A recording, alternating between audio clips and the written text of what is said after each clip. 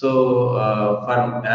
because there are several requests from several different people from all around the country and as well as outside the country, so we have made this class open to all, unlike the other classes till now in this SciCAD 2025.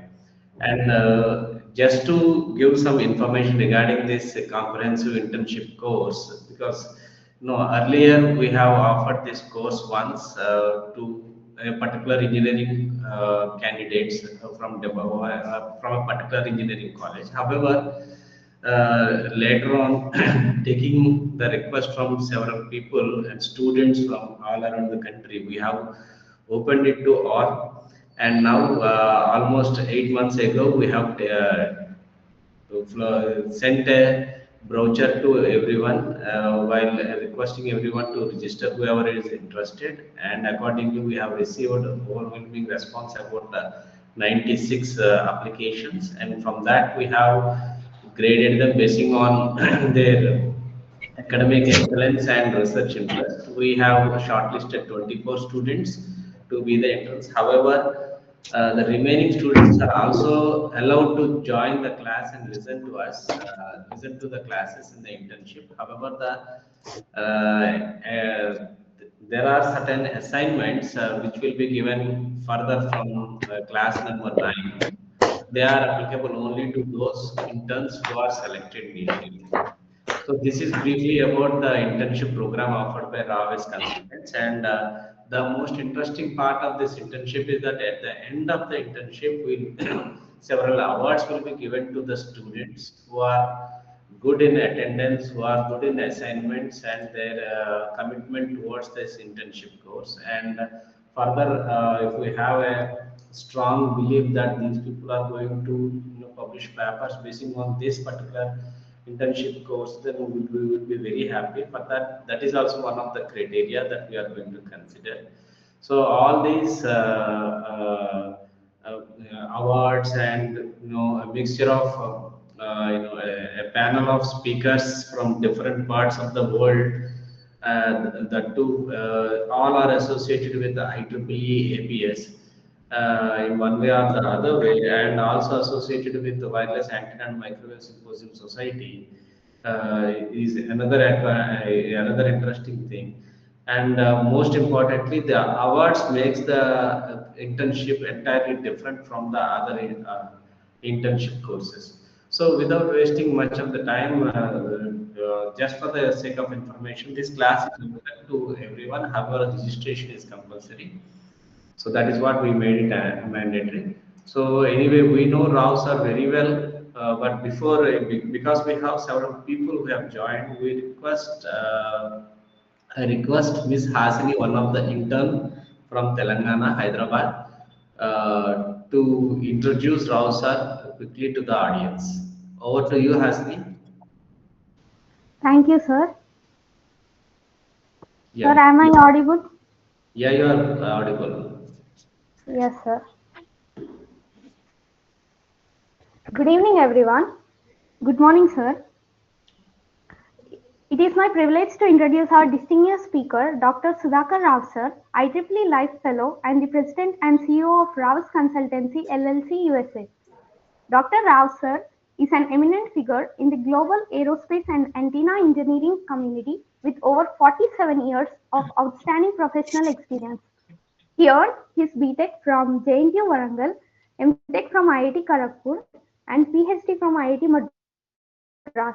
He has held key technical leadership positions at renowned organizations include ECIL Hyderabad, LRDE Bangalore, SPAR Aerospace Canada, Boeing Satellite Systems, Lockheed Martin, and Northrop Grumman Space Systems. His pioneering contributions C58 ଆସିଲା boarding C58 ବୁଝିଲ ତମେ ହଉଥିଲ Dr. Sahu, Dr. Sahu, please mute your phone.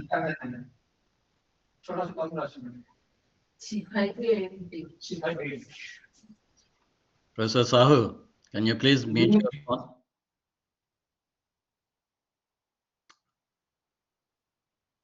Yeah, go ahead. Thank you, sir. Mm.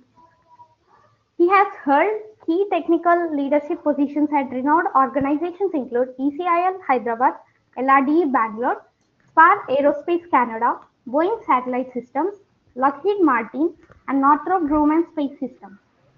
Dr. Rao sir, pioneer contributions have directly shaped modern satellite communication systems with advanced antenna payloads implemented on more than 90 satellites. Notably, his pioneering work on complex satellite antenna patterns was adopted internationally standard by ITU in 1992, influencing satellite design worldwide.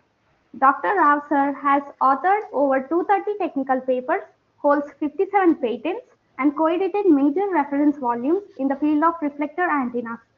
His contributions have earned him prestigious recognitions such as IEEE Benjamin Franklin Key Award, IEEE Judith Resnick Technical Field Award, Boeing and Lockheed Martin Innovation Awards, and Distinguished Alumni Award from NIT Warangal, among many others.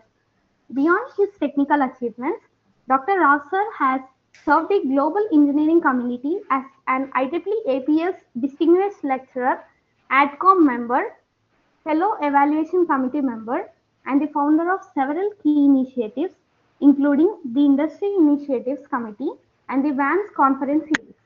We are truly honored to have him with us today. With that, I warmly invite Dr. Sudhakar Rao sir to take over the session. Thank you. Yeah, thank you very much, Hasni. Sir, Oh, over to you, नहीं sir. आ रहा है I request every participant to mute yourself. नहीं आ रहा है Yes, Mr. Beer Singh. Yeah, thank you, sir. Sir, over to you, sir. Yeah, good evening to all of you, and good morning to people from ESI and other Yeah. places. Thanks for the nice introduction, Hasini and Professor Vedila. Thank you. Thank So you, let sir. me share the screen. Yes, sir.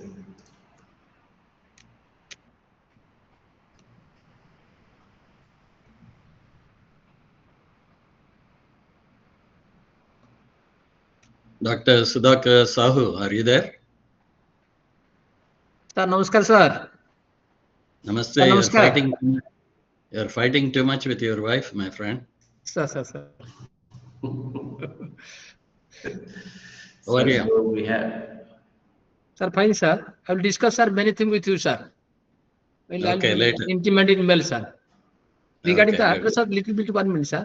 And that WAM 2028, we have planned to organize in our KIT University, Bhubaneswar, sir. Oh, okay. You can submit the proposal. You know Sure, that, sure, sir. right? Proposal. So before your deadline, I will Yeah. submit the proposal, sir.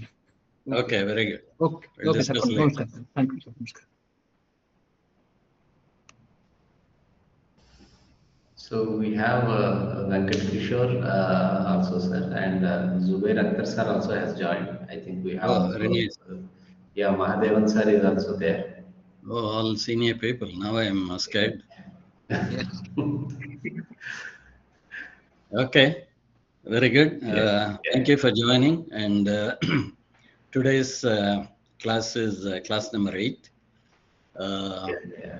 This is on reflector antennas, past, present, and future.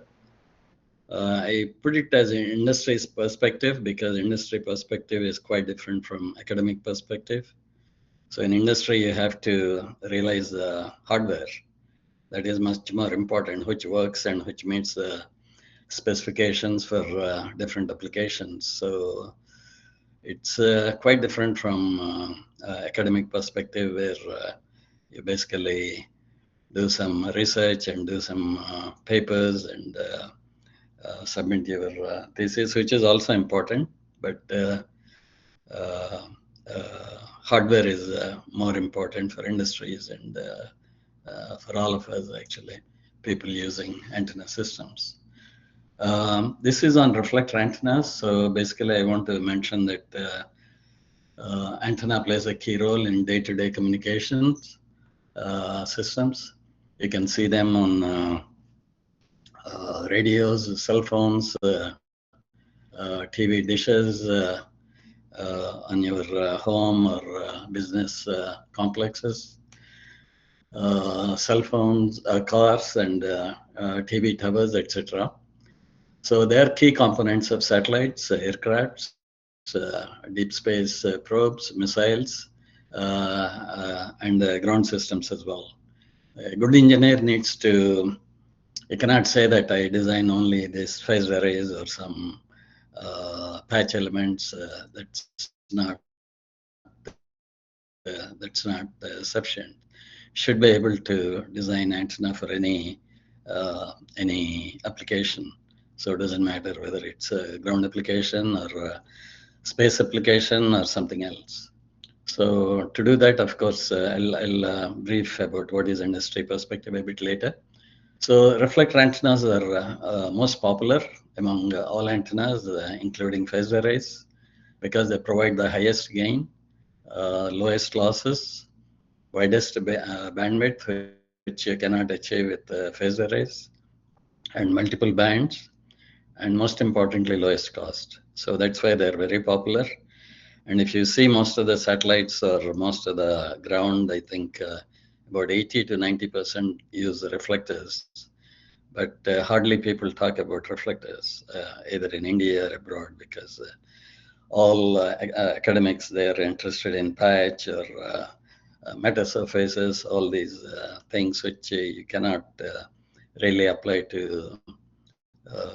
Some cases you can apply, but most cases you cannot apply them. So reflectors can also provide different beam shapes, either it's a spot beam or a contoured beam to cover a country, or multiple beams or tracking beams, etc. So it's highly flexible, and they can also scan the beam, of course, mechanically scanning, and you can do electronic scanning also with the reflectors on a hybrid systems, which I explain later. So this is the CCAD internship program. I think Professor Vedula explained very clearly. I think we have 24 students who are doing assignments, and they're eligible to do the assignments. We'll provide the supporting documentations to complete assignments. We don't provide the software.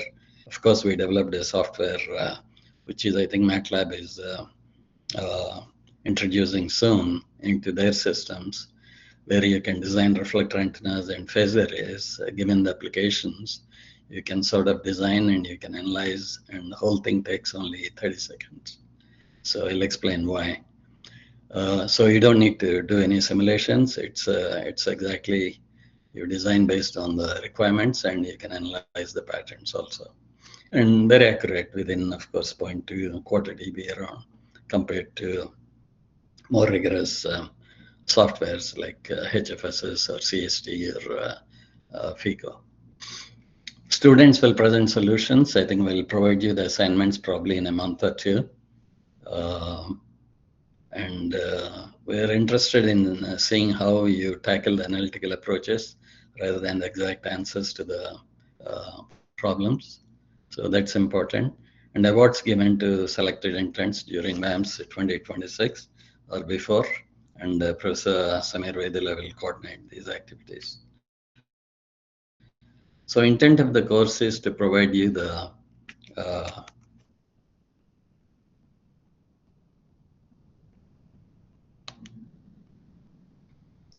it's to promote antenna and RF engineering among students and motivate them to choose antennas and RF engineering as their career path in future. I mean, there is a lot of opportunities for antenna engineers either in India or abroad, because a good antenna engineer is very rare, and if you are good in antenna engineering, I think you will be very highly regarded in the industry.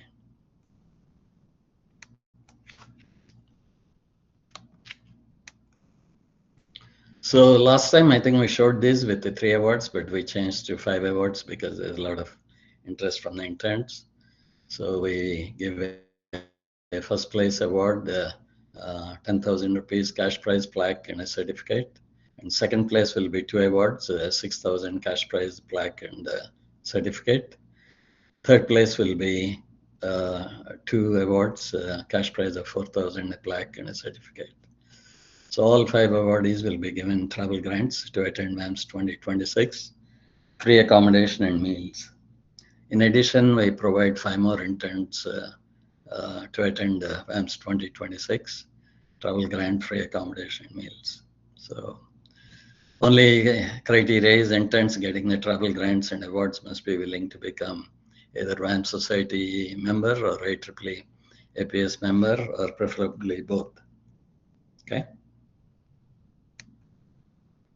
So this is the agenda for today's talk: history of reflectors, what was done long time back, and how reflector antennas evolved over several centuries. So industry perspective, type of reflector antennas, either direct broadcast satellites or phased array on a airplane, a back system, B2 bomber, and radio astronomy telescopes. So I'll show you some applications and videos, and then the test ranges I briefly described, and then some conclusions. So history of reflectors. So it is surprising to see that reflectors are used before Christ, 2012. So this is invented by Archimedes in 2012 BC. So he used parabolic mirrors to reflect sun energy on the Roman ships. They're invading Greece that time, and basically the queen of Greece gave him a task to sort of devise something so that because those days Greek army is very big, so he developed these parabolic mirrors where I think it focuses the sun energy into particular distance where the ships are, and basically blinding them. So you can see that it's very amazing. Those days, I think he came up with this concept of offset parabolic reflector. And you can see on the right side, there's a wooden thing which you can adjust the focusing distance, whether depending upon the location of the ships, you can rotate it, you can adjust the height, and it is an offset parabola. So you can see that very clearly. And those days you don't have any theory, but he's the guy who developed all these conic sections and parabola, etc., many of them. He's the greatest philosopher and engineer. Unfortunately, he was killed at very young age when he was drawing Archimedean spiral on sand, and then the Romans, I think, invaded and basically killed him. So that's very unfortunate. So he's the one who, at the age of 14, he left Greece to learn and went to Egypt to learn all these conic sections, how the geometries work, and returned back with great knowledge. He changed basically math, physics, and engineering forever. So Maxwell came up with his famous 4 equations almost more than 2,000 years after Archimedes developed these reflectors. So basically the message is inventions often occur based on the needs, not based on the theory or based on analysis. So once you need to develop something, you have to find a way to develop it and make it work. So after that, I think James Gregory, you can see the time difference, almost 1900 years later. James Gregory invented Gregorian reflectors at age of 24. And then Sieur Cassegrain, a Frenchman, invented Cassegrain reflector. So that's a dual reflector system with a parabolic reflector and hyperbolic subreflector. And then Newton invented parabolic reflector with flat subreflector for optical telescope in 72. You can see some of the pictures here. So reflectors basically used in many practical applications much before Maxwell. So after that, I think the first deep space network was built by Australians, 64-meter reflectors operated by CSI Aero, even now. And then ES woke up, and then they started developing their own DSN, Deep Space Network, in Jet Propulsion Laboratory, Pasadena, which is about 30 miles from where I am. So you can see that reflector. It's also a dual reflector system. And then Green Banks 110-meter offset Gregorian telescope was installed in Green Banks, Virginia. So then these are the long baseline interferometers. The left one is in Arizona. You can see there are about 27 reflectors, large reflectors, giving a beam width of 0.2 arc seconds, which is very, very narrow. That is required to approach or receive signals from deep space. And the one on the right, top right, is which was it's called ALMA, which was installed in Chile.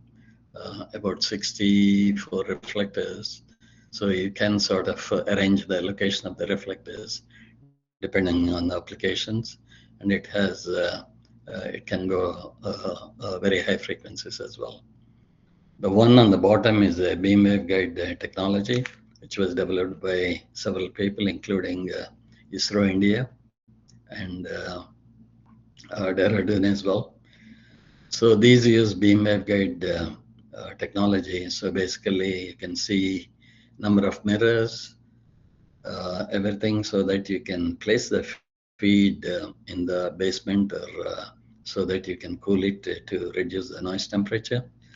And the signal is basically transferred to the feed using multiple mirrors. You can see them here. And the reflectors rotates in elevation, and reflectors along with the beam waveguide mirrors, everything rotates except the feed in azimuth. So that provides you the required scanning. And on the right side is a James Webb Space Telescope, which before I retired, I worked on that. This is a 6-meter optical mirrors, and they can go beyond terahertz frequency. And it has been launched 4 years back, I believe, and it has crossed many, many millions of miles, and now taking very good pictures of objects in the deep space. So this is together with the NASA JPL, I think we worked on, and it's probably the most powerful telescope available today. And the key thing here is how to keep it cool. So here you can see that sunshade here.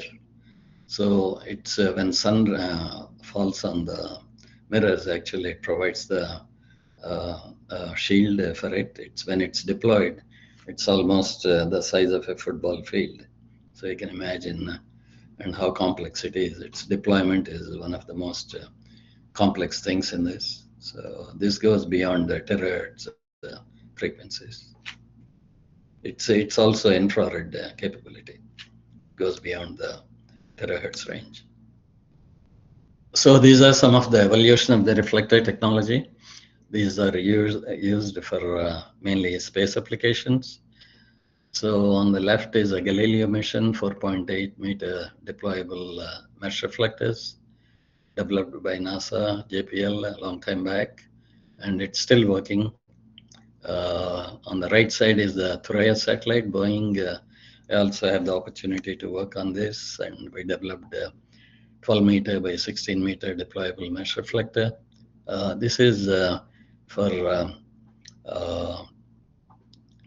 communication using cell phone directly, user to user via satellite. So basically, it started developing space large deployable mesh reflector technology in 1980s, and now several companies in USA is developing different technologies. Tendeg is developing some. MMA is developing membrane type deployable reflectors. Northrop Grumman is developing up to 22 meters, and Harris is developing up to beyond 20 meters. And Northrop Grumman is developing much larger than 30 meters for military applications. I can't say the size, but so these are the technologies, I think, for the reflectors. So this is the world's largest telescope. It is about 1,000 foot in diameter. Unfortunately, it's not functional now because of storms. So it's built in 80s in Puerto Rico. So it goes from UHF to very high frequencies. In 1985, I had the opportunity to work on improving the performance of the feed system, UHF feed systems, to improve the efficiency. So I was part of it for a while. Small part, not a big part, but it has been implemented, and it was working as well. So it has almost 40,000 aluminum panels. Each one is 3 foot by 6 foot in size, 2 millimeters RMS errors. So this is the first, this is 100 meters Effelsberg radio telescope built in Germany. And these are the other types of reflectors. ATS-6 is a 9-meter reflectors, and then advanced EHF satellite has about 16 reflectors, different sizes. SMAP is a 6-meter reflector. This is a joint collaboration from ISRO and NASA JPL. So it was in the orbit, but it's not functional now. DirecTV 4S and ECHO satellites use multiple reflectors. You can see a lot of reflectors, about 4 or 5 or 6 of them, deployed on east-west side of the spacecraft, and some on the near deck. And then the ground station, we actually modified, had a contract to modify all the ground stations, which work at S-band and Ka-band. So the Air Force wanted to include the C-band, X-band, Ku-band, seven additional frequency bands they want to include. So what we did is we used the main reflector and everything behind same, removed the feed. See, the feed is very lossy here, and the struts are lossy. And then this feed near the vertex of the reflector is Ka-band, and the feed on the top is L-band. So we removed everything, used the main reflectors, and displaced the multi-band feed with its own subreflector supported, so that you don't have the struts. So this multi-band feed provides about 9 frequency bands, starting from L-band to EHF band. So this is about 5 of them are installed and operational now, and then they're upgrading or refurbishing 125 more in the next couple of years. So modern day applications, of course, you have satellites, you have missiles, you have fighter aircrafts, you have radar systems, you have ground radars, the manpack, so air soldier can communicate with the aircrafts and the ground sites as well, and the naval and gateways for satellites, etc.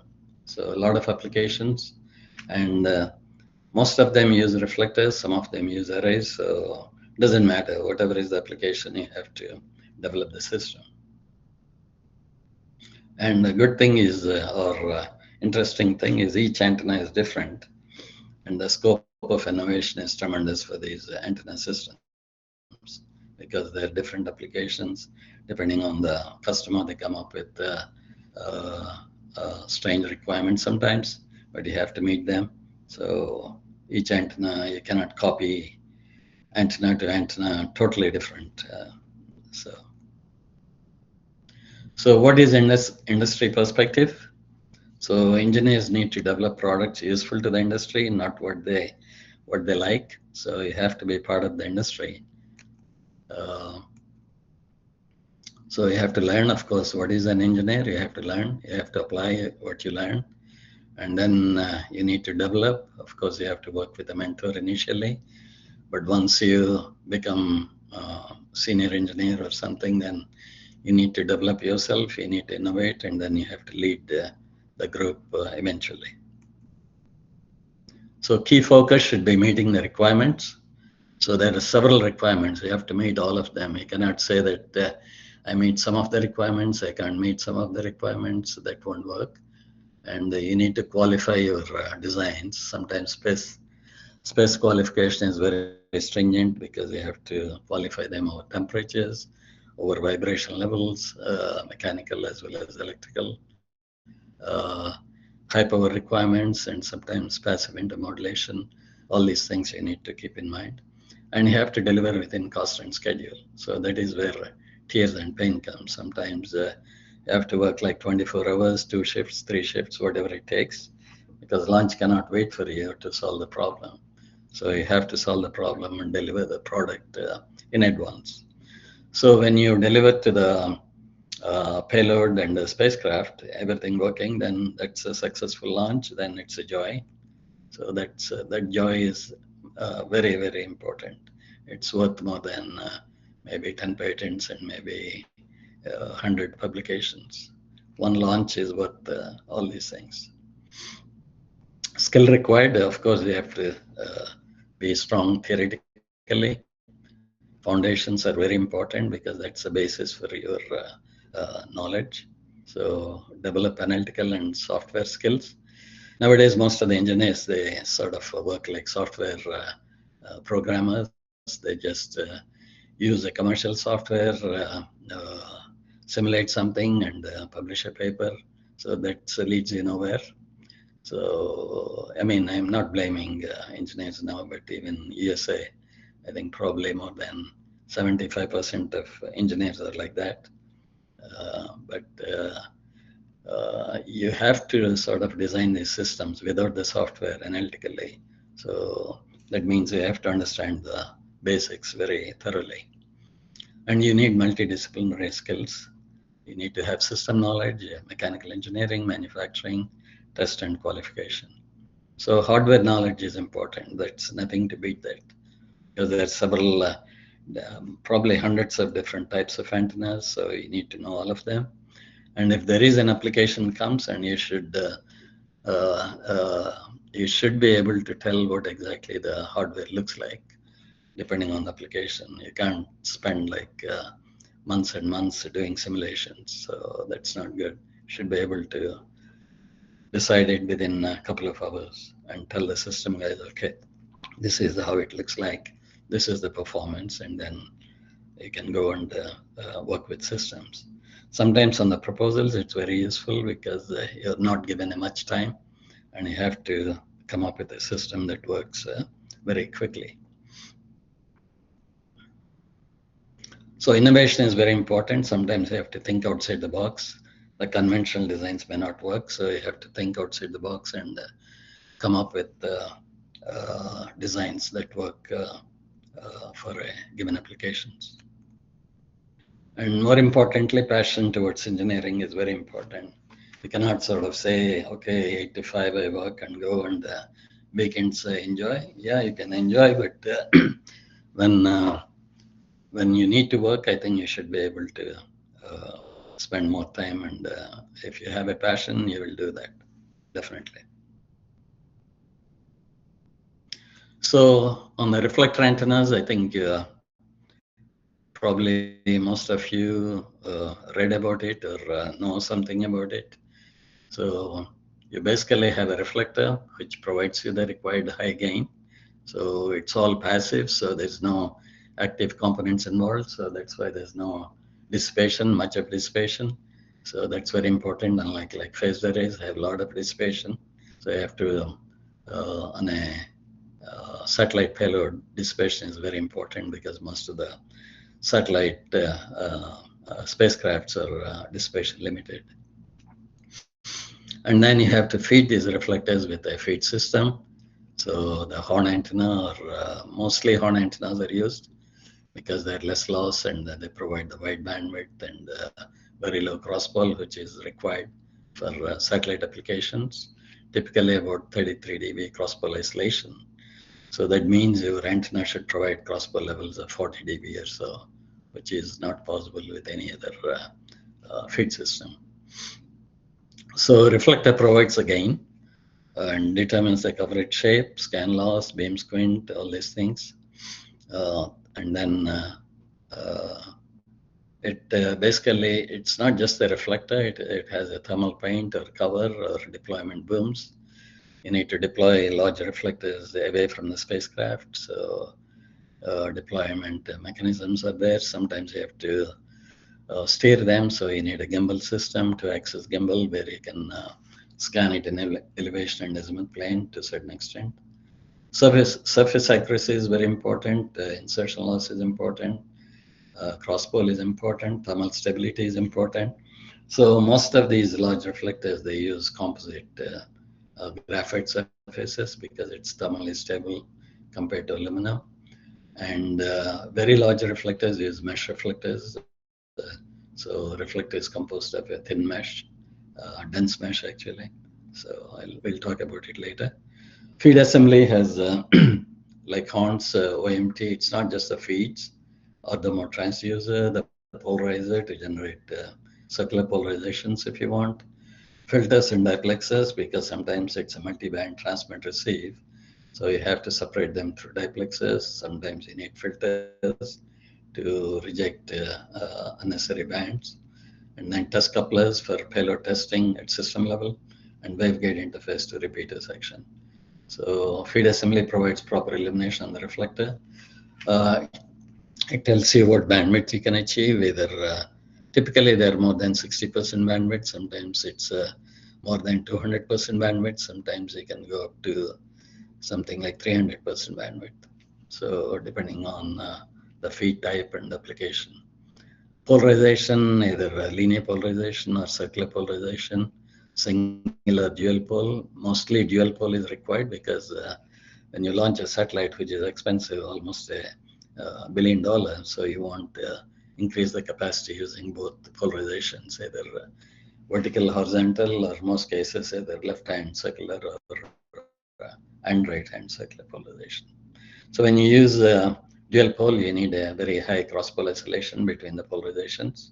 So that's typically 33 dB for all communication satellites, commercial satellites. And for military, it's a bit relaxed, but generally, I think in that order. So what is important? Insertion loss, power handling. So you have to handle almost like 3 to 4 kilowatts of power. So that means when you have this feed with all these components like filters, etc., they're very sensitive.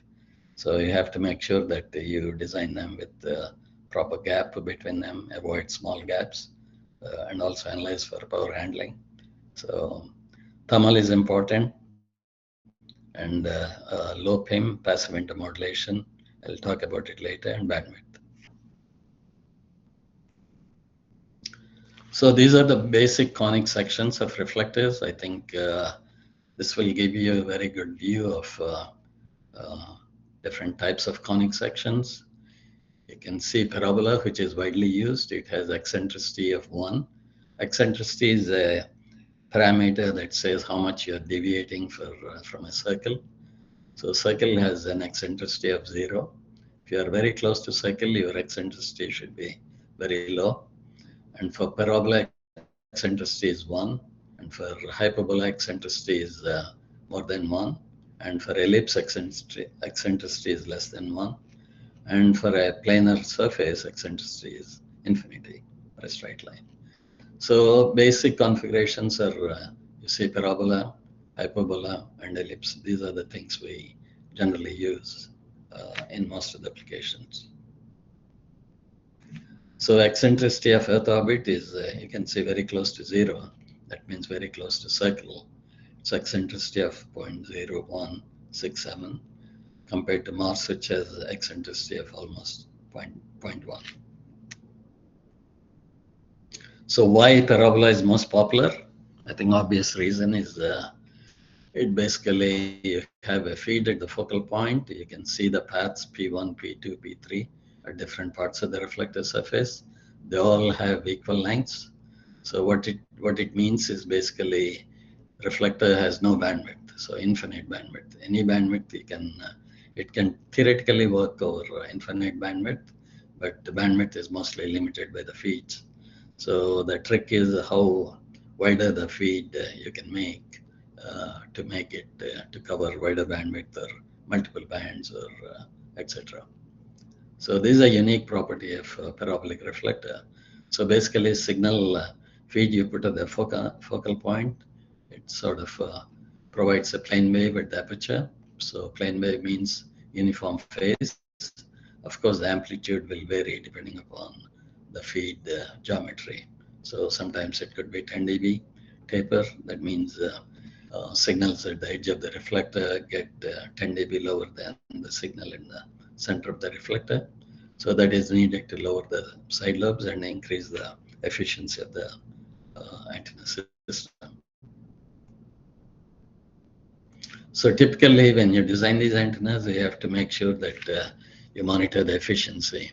So most of the people, they don't monitor that. So sometimes you get like 60% efficiency, maybe 40% efficiency. That's not good. If you're not getting 80% efficiency, that means your design is not very good. So you have to go back and check it.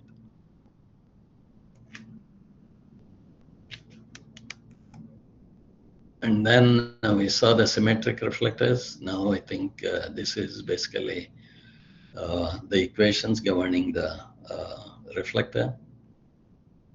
And this is the angle, theta naught is the angle at the edge of the reflector. So it depends purely on F to D ratio. F to D is the focal length to the diameter ratio. Okay, and this is the directivity. You can integrate, but I think we also have a simplified equations without the integral later. What are the different types of antennas? Of course, we talked about parabolic reflector, where you put it feed at the focal point. But sometimes it has disadvantage because you have a blockage, central rays are blocked by the feed structure here. And then you have to run the cable or waveguide from the top of the feed system to the vertex. So that's a lossy system. So we don't use this in space at all. That's why offset parabolic reflector is widely used. Basically, you offset the reflector. That means we are not using the whole reflector surface. You are using a portion of the reflector, which is offset from the parent paraboloid. So the offset height depends on how far your coverage beam is going to be. So based on that, you decide the offset height. And then all the rays, I think they bypass the feed, and you basically use the whole aperture, so with minimal losses. And then you have Cassegrain and Gregorian systems. Both have advantage because feed is very close to the vertex of the reflector. And then in Cassegrain system, you have a hyperbola where it has two foci. One focus is at the focal point of the reflector. Other is at the second focal point is where the feed is located. So, and the Gregorian is a bit different. It uses elliptical subreflector. It's the same principle. So Cassegrain is more compact compared to Gregorian. You can see here. So that's reason sometimes Cassegrain is used. Other reasons, Gregorian is more suitable, so some applications use that. So these are the basic geometries for space antennas. So gain is, or directivity is 4 pi d over lambda square times epsilon. So epsilon is the efficiency. So you can calculate this efficiency very easily using closed form expressions. And overall efficiency consists of radiation efficiency, aperture efficiency, spillover efficiency, and cross-pole efficiency. So these are factored, and you can compute the overall efficiency easily. So in geometry-wise, there are more than 30 types of reflectors. So depending on applications, you need to decide which one to use. So why dual reflectors? I think I explained. Feed is at a convenient location. It's low losses because of that, and it's most compact. And beam pattern control is a bit more easy because you have more parameters, shape of the subreflector. Sometimes you can shape it to generate more efficient beams coming out of the antenna. And you can see the equivalent parabola. You can see the focal length is much larger, the dotted lines, compared to the dual reflector system. And then you have the other one, which is Gregorian, and same thing in the offset fed configuration. You can use that too. For space, I think we typically use the offset fed configuration to avoid the blockage.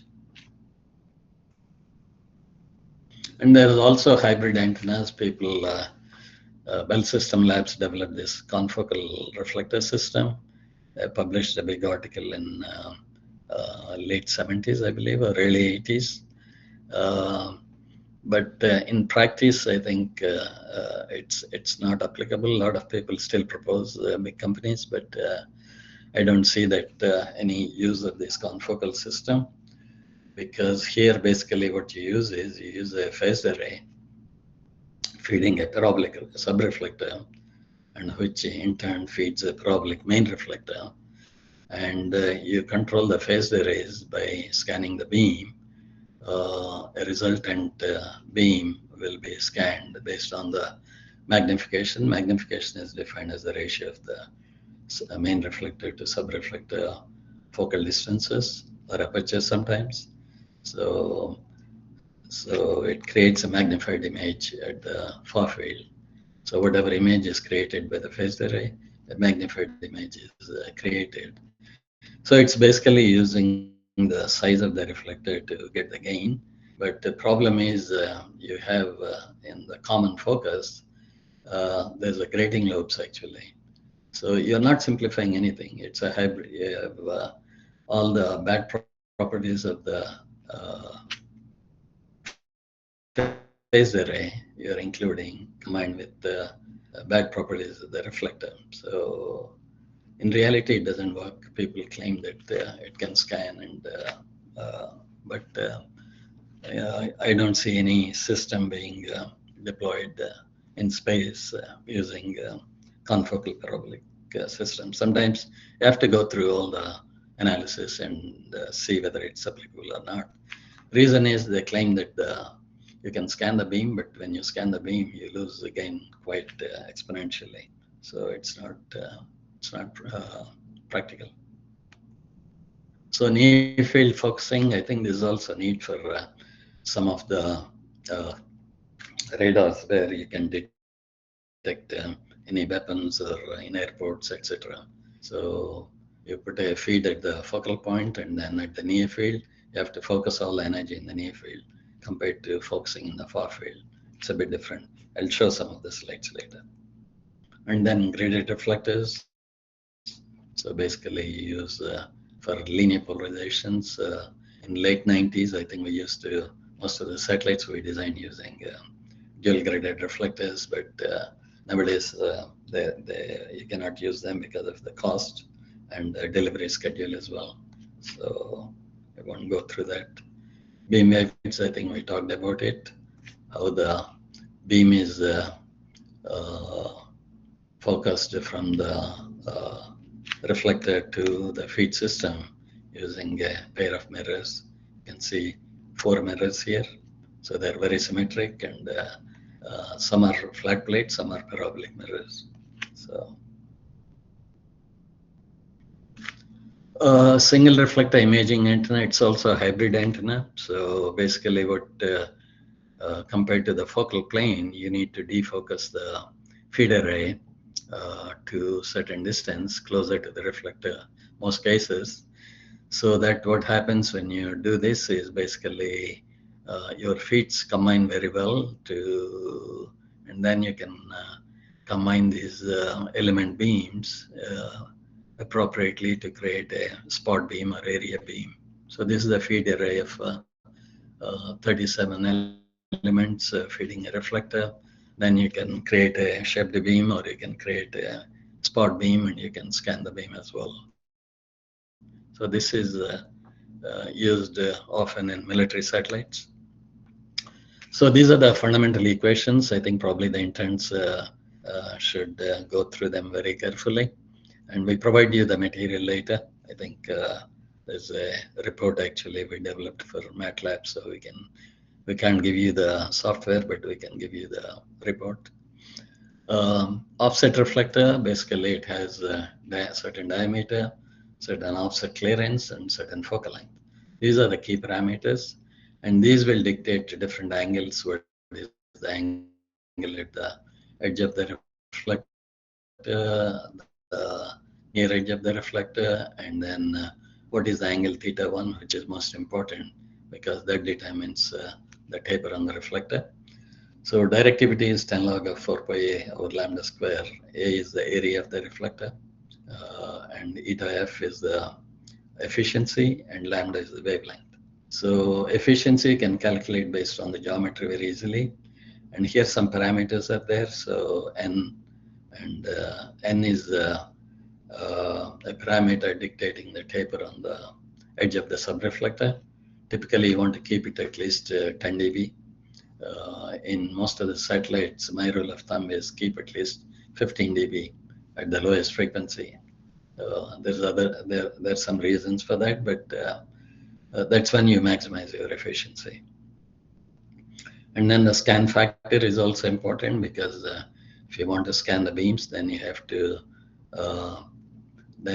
put this feed array in either in the focal plane or in the image plane.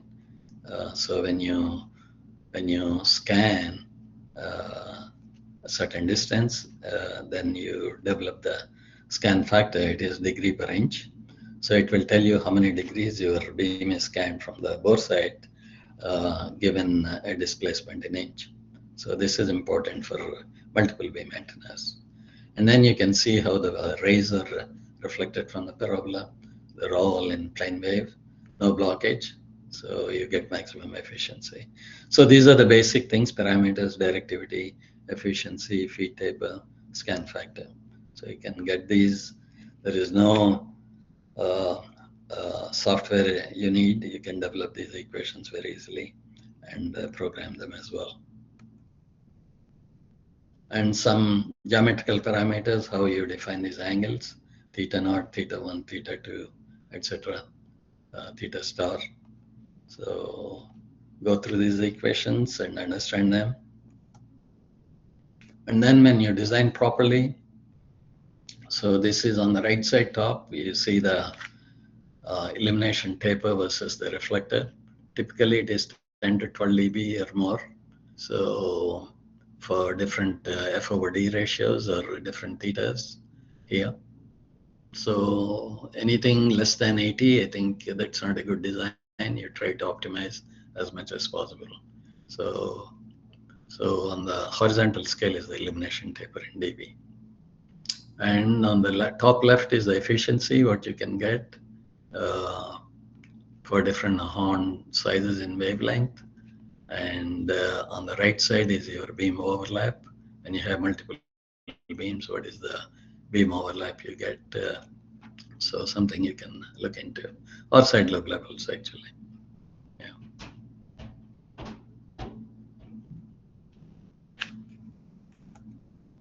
So this is the Gaussian beam analysis we use, and most of the people don't understand Gaussian beam analysis. They run through all these sophisticated softwares and spend months and months of time. but it's very simple because most of the main beam of any antenna you can express in Gaussian beams if you know the 3 dB beam width of the antenna, right? So what you need is basically a 3 dB beam width, and then the main beam you can express in exponential fashion where theta naught is the 3 dB beam width and theta is the angle from the bore side. So this is exponential thing. So if you know the 3 dB beam widths, you can generate the pattern. Of course, it depends on amplitude taper. So uniform illumination, we know that you get the narrowest beam, and to broaden the beam and lower the side lobes, you need to have certain taper. So it's a valid because it's a Gaussian beam. It doesn't have a side lobes. It has only main beam, and it's valid for all engineering purposes because the values you get in terms of gain and patterns are very comparable to HFSS simulations or any other CSV simulations, etc. So within 0.2 dB. So these things have been implemented. MATLAB requested us to develop such things. So we developed, and the requirement is it should be less than a minute, both the design and analysis. So we did within 30 seconds. So you can, given the requirements, you can design the antenna, whether phased array or reflector, and then you can analyze them and everything. You'll get it within a minute, 30 seconds actually.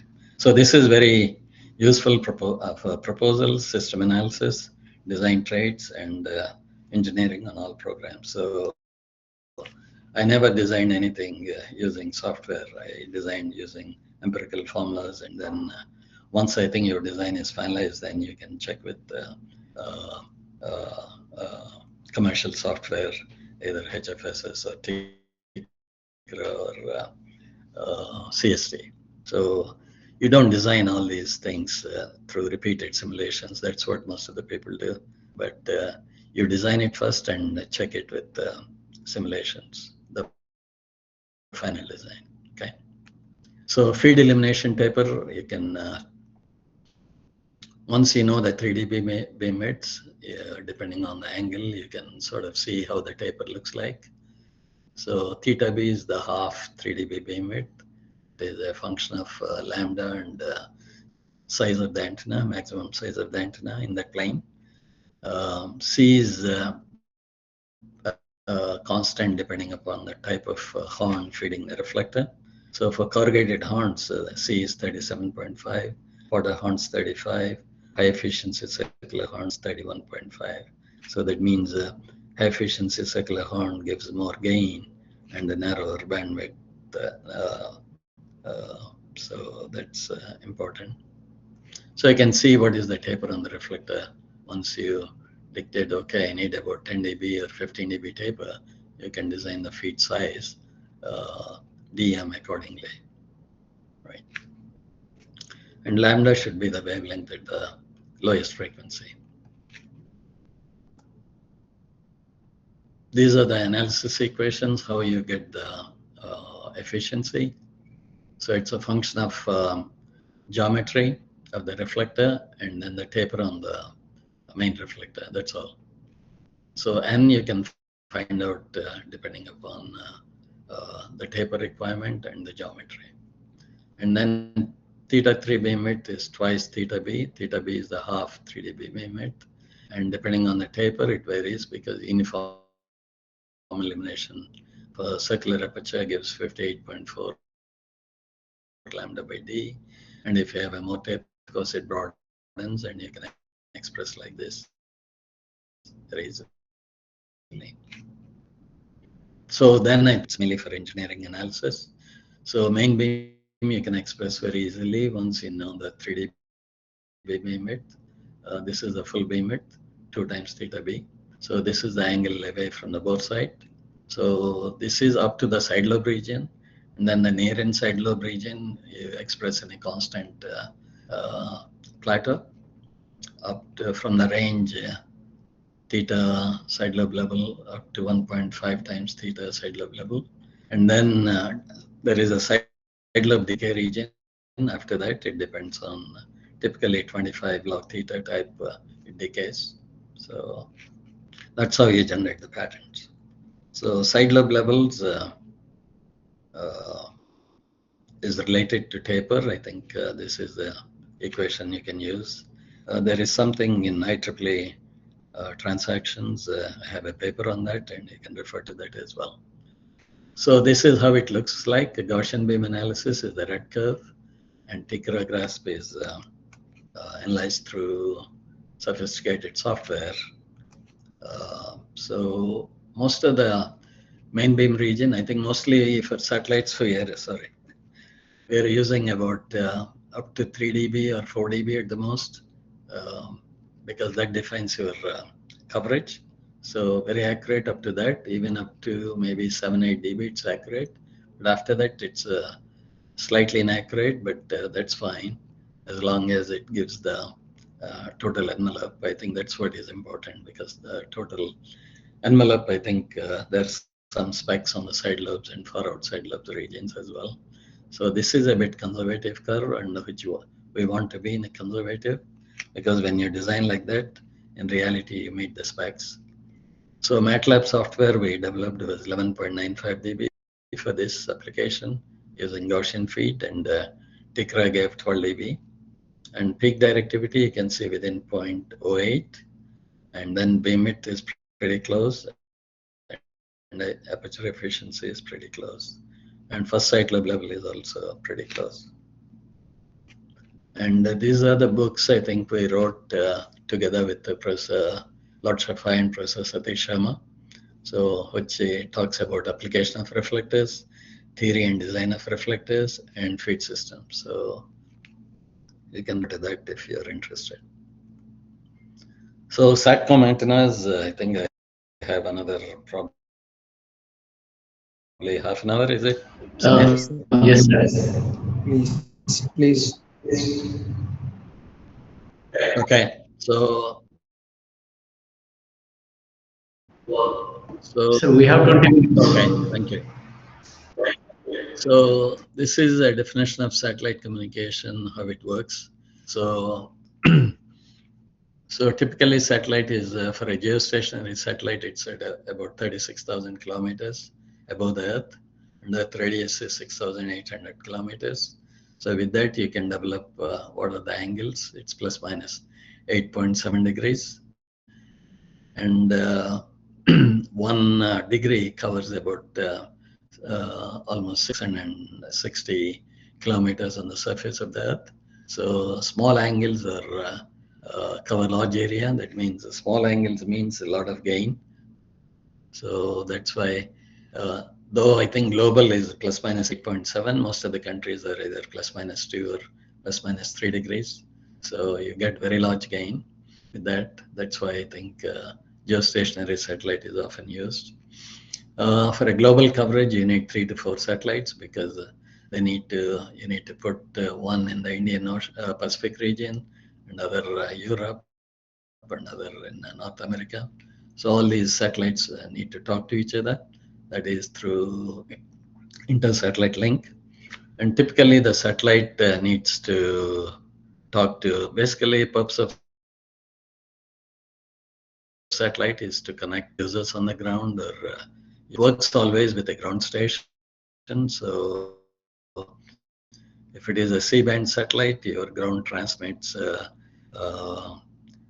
high frequency signals, which are at 6 gigahertz, for example, and then the satellite receives that, down converts to 4 gigahertz, which we call it downlink frequencies, and it transmits to the ground station. So these are the, one is uplink, other is downlink, and then there is a TT&C link, telemetry and telecommand link. So that one is also important, because that works in the transfer orbit as well as when the satellite is deployed in space on station.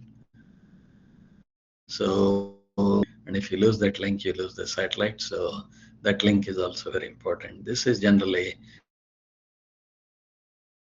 very omni type antenna, very low gain, but you need to communicate with the ground. And there are different types of orbital locations, mostly geostationary satellite. Then there is also MEO, which is around 22,000 kilometers. Medium Earth orbit satellites, most of the GPS are in that range. And then now low Earth orbit satellites are coming to reduce the latency. So they they are around 1,000 kilometers, around less, maybe starting from 600 kilometers to 3,000 kilometers, but most of them less than 1,000 kilometers. And that requires a lot of satellites, hundreds and sometimes thousands of satellites. Like Amazon is building Kuiper, and other people are, SpaceX is building some other. So all these things are low Earth orbit satellites. So those are global satellites. So that's also important. And quality of satellite is communication channel is signal to noise ratio. So it depends on ERP, effective isotropic radiated power, which is nothing but the gain of the transmit antenna and the power going per channel through the antenna, satellite antenna. And G over T is the G receive is basically gain of the receive antenna, and T is the system noise temperature, and this is the Boltzmann constant, and SL is a large negative number, which is for the 4 pi r over lambda square, which is the space loss, depending on the altitude. It is roughly around 220 dB, between 200 to 220 dB, depending on the bandwidth, depending on the frequency band. And that's one way. So two-way you lose almost 400 dB, and BW is the bandwidth in hertz. So mostly large negative numbers, and PI you cannot increase because it the power is limited on the satellite. So a lot of pressure is put on the antenna engineers to optimize GT and gain of the transmit and receive links. So, and what is difficult in satellites? It's a thermal, because it goes when the sun shines on the satellite, it gets very hot up to 200 degrees C. And when the sun is behind the satellite, we call it night. So it gets very cold, minus 160 degrees or so. So you basically have to operate over 360 degree temperature. And some components of the satellite are very sensitive to frequency, like filters and diplexers.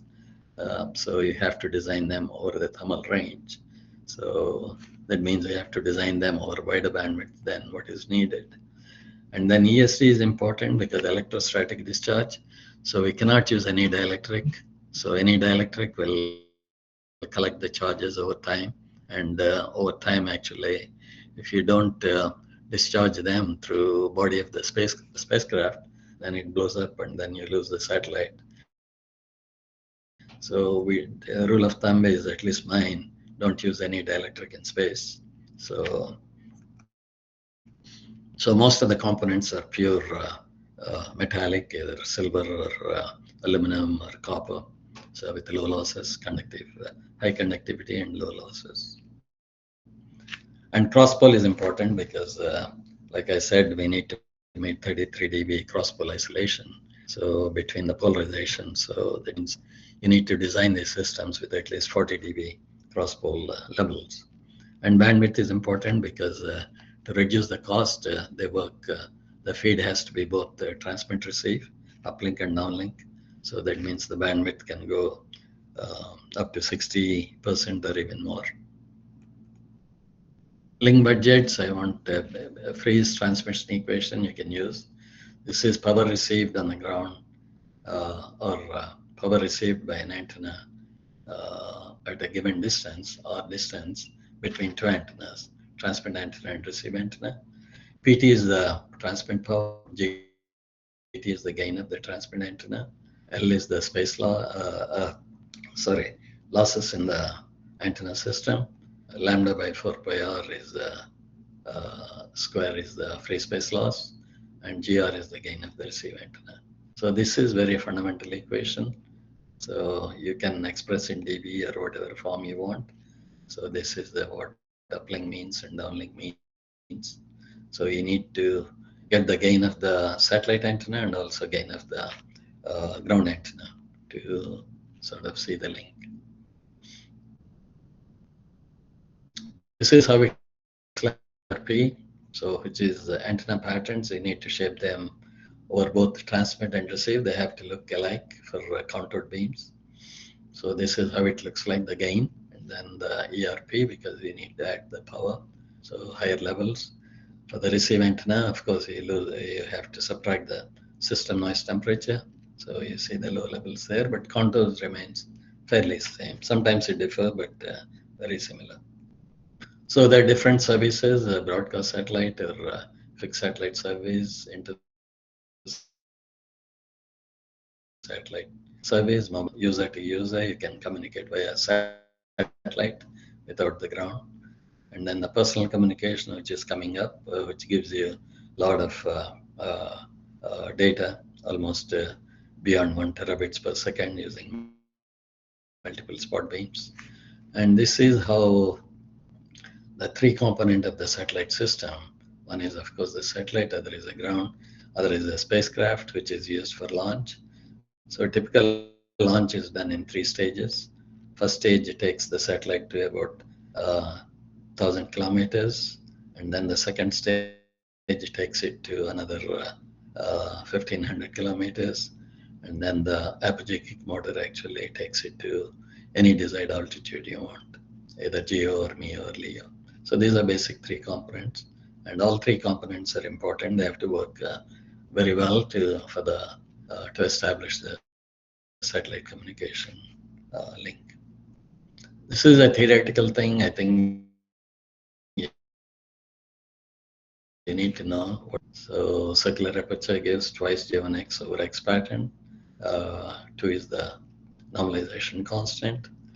And the key thing here is to look at the side lobes. I think a square aperture for a given same size gives you a narrower beam slightly, but the side lobes are high, 13 dB. Whereas circular aperture, you see the side lobes of about 17.3 dB or so. So that's why all the reflectors, what you see is we don't use square apertures, we always use circular aperture, because you want to reduce the intrinsic side lobe levels. And in reality, none of them appear like these. Look at the patterns, look at the actual pattern from the feed. So there is no side lobes, because side lobes means there is loss of power, spillover energy. So the feeds look more like a Gaussian beam actually, and very low cross-pole levels of 40 dB or so.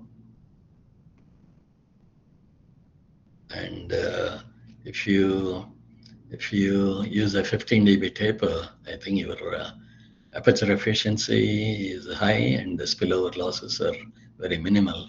That means your reflector is capturing all the energy what it needs to be, and that translates into high efficiency.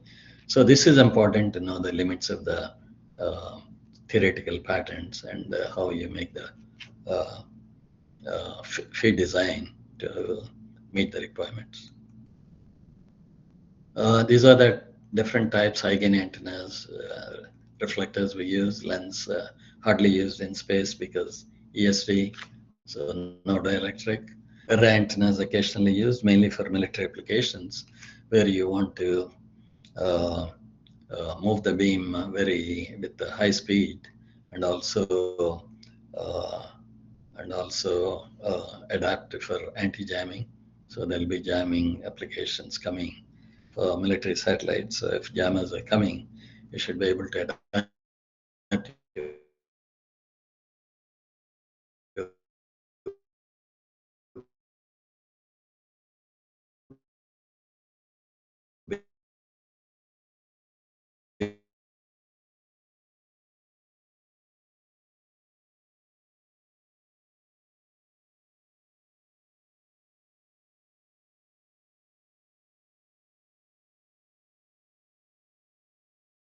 before launch, all within 4-meter fairing, most cases.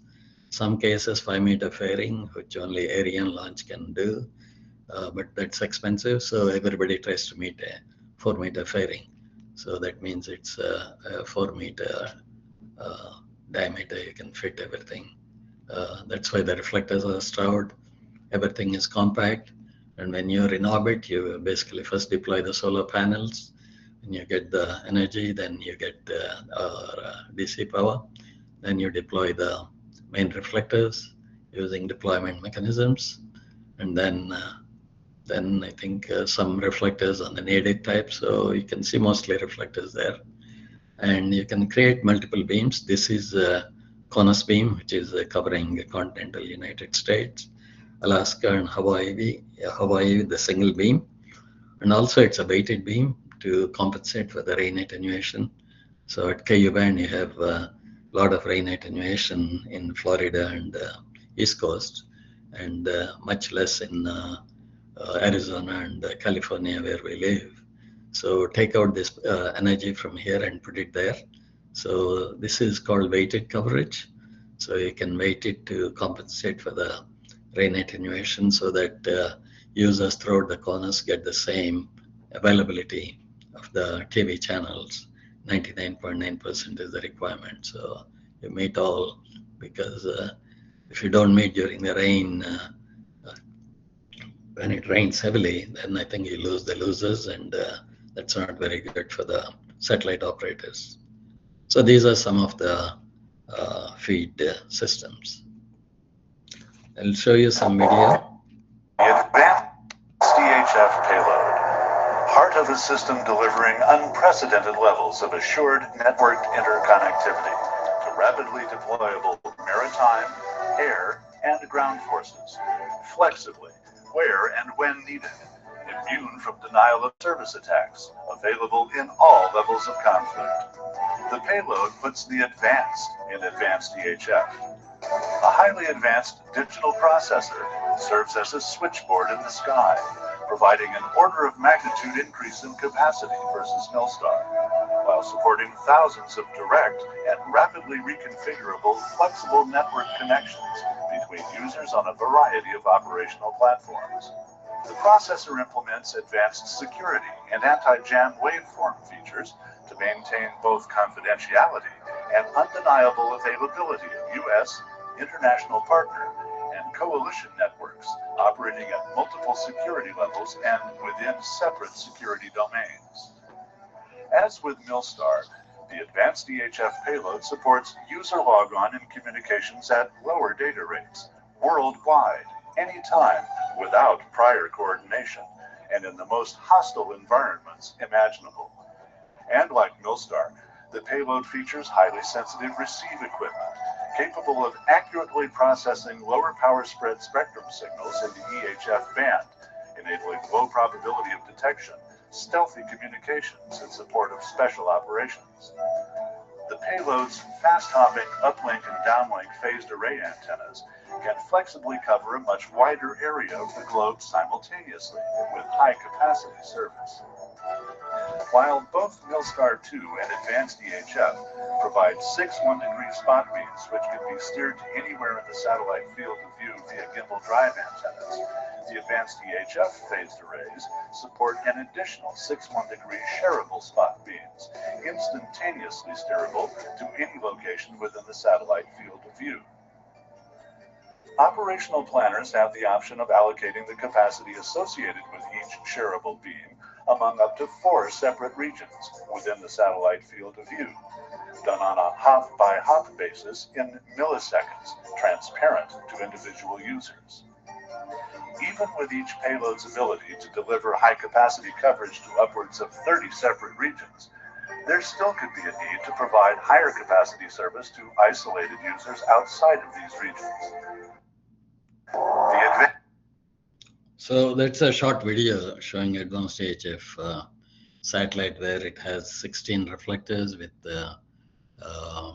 high gain and inter-satellite links and 3 phased arrays, 2 for transmit and 1 for receive.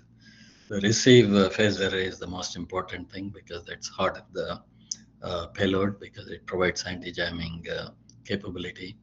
So I think we at Northrop Grumman, we built about 6 of them, and they have been launched successfully. Now we are entering into the next phase where I think the requirements have changed and people are working to develop those things. So these are the different types of feeds, and here the feed systems here, I would say for communication satellite, you can see the axle ratio less than 0.2 dB. So that means cross pole is below 40 dB. And insertion loss, these are the measured performance. Transmission loss is less than 0.15 dB. Receive loss is 0.05 dB, including all these components like OMTs, filters, and polarizers. And the taper you see is return loss is 28 dB at least transmit, and we never design anything less than 22, 23 dB, including thermal. So you have to, these systems, you have to design very, very good return loss or match. I mean, 10 dB match is just a lot of people use it as a benchmark, but that's not good. You have to design with at least 22, 23 dB return loss. And then you have to budget gain losses, you have to budget all the losses, you have to calculate the directivity and then come up with antenna gains and show some margin. Excuse me, sir. Yes. Sir, in feed, why they are not mentioning the gain, sir? Feed, the gain is mentioned through the taper. Taper dictates the gain, right? So you don't mention to. Feed gain is not important because the taper on the reflector is important. So based on the taper, you size up the feed, right? Okay, sir. So how the feed gain will affect the total antenna system gain, sir? It will affect because it will change. If you have a low gain, then you're not you're using only maybe 3 dB or 4 dB taper. That means a lot of energy is going out of the reflector. That's not very good. Your efficiency goes down. Whereas if you use too much taper or large gain feed, then I think it's highly tapered, so you reduce the aperture efficiency, but your spillover efficiency is good. But if you multiply both, it will come out very less. So that's why there's a proper taper I think you want to use, at least 12 dB or maybe 15 dB, so that you can maximize the overall efficiency, which is basically aperture efficiency multiplied by spillover efficiency. So your taper dictates your feed size or feed gain. So there's no separate, the gain is dictated by the reflector. Yes, sir. Thank you, sir. Sir, maximum number of the no one data sheet providing this edge taper also, sir. Only they are mentioning return loss and insertion loss, cross pole, and all these things. But except these edge taper, they are providing everything, sir, in the maximum data sheets. But the most important is the taper. But maybe they don't mention because you don't know where this is only for the feed, right? So you can use feed directly by itself. Or if you use with the reflector, the taper is important. If you use the feed by itself, then you can mention the gain. But gain depends on the size. And so basically in this case, the taper dictates the size of the feed or the gain. Okay? Namaste, sir. Sir, just one question, sir. Yashojit. Okay. Sir, these all numbers mentioned in the table are post TVAC. They are being post environmental testing for which spacecraft, for LEO or for GEO, sir? This is for GEO, including the thermal testing. So it's not like yeah. So how to since it is for GEO, so any special coating apart from CC was been used on this panel, or it was just a CC and then then it was qualified? No, you design the feed and you measure the ambient performance, and then you go through thermal cycling, hot and cold, and then you overall performance is based on testing over temperature regions. Thermal was taken care by how was thermal taken care, sir? What if? Oh, you have to put in a thermal chamber and then heat it up, both hot and cold, depending upon what are the specs. So then you sort of see the acceleration variation, and then you see the frequency shifts, and you can see return loss, how it varies. So all You have to do that on the feed. Okay. First, you have to design it, properly, and then thermal. I think you can actually analyze as well, and then see that you meet the specs, and then you test it. Unless you test it, people won't accept it, right? So. Yes, thank you, sir. Sir, as per ITU guidelines, sir, what will be the maximum side lobe level they will accept, sir, for 9.3 meter antenna? It depends. There is a 25 log theta type envelope, so yes, sir. To meet that, either 25 or 28 dB log theta type. Yes, sir. So up to 14 dB, it is okay, sir. If you are getting a main peak to side lobe, if it is we are getting 14 dB, is it okay, sir? In KU band, sir, in a KU band for 9.3 meter. Yeah, because this is for the ground, or? Yes, sir. This is for ground only, sir. Earth station antenna with respect to geo satellite, sir. 14 dB sounds maybe okay, but yes, sir. But generally, I think it should be around 16 dB or so minimum. Okay, sir. But sometimes, if it is ITU specs, I think they have a minimum 25 dB. That's for not for the ground, but for space. Okay, sir. Okay. So we are getting the CBARN with respect to Beacon and everything we are getting, sir. But only one side the pattern is very good, sir. When then another side we are getting the side lobe level up to 13 dB, sir. So we are adjusting the sub reflector, and we are doing the feed alignment, and we are checking the on axis, we are checking the focal point and everything. And still there is anything else to get side lobe level maximum, sir? So looks like there is asymmetry in your pattern. So you have to check the feed first, and then you have to check the alignment and what is causing. What's your brand? Where do you work? Sir, we are from Avantel Limited, sir. Oh, Avantel. Okay. Yes. Yeah, he is Mr. Vamsi Krishna Alam, I think, right? Yes, sir. Yes, sir. Samit, sir. Yeah. So he is my ex-colleague. We both are ex. Yes, sir. Yeah, I think it's important. I think 14 dB is fine. Yes, sir. But I think you have to figure out where the asymmetry is coming from. Okay, sir. Okay. So if it is a CP system, then you have a beam squint, right? Yes, sir. So you need to calculate the beam squint, how much it is squinting, and then you have to adjust the feed to avoid the beam squint. So I don't know where the asymmetry could be coming from the feed, or support studs, or the reflector.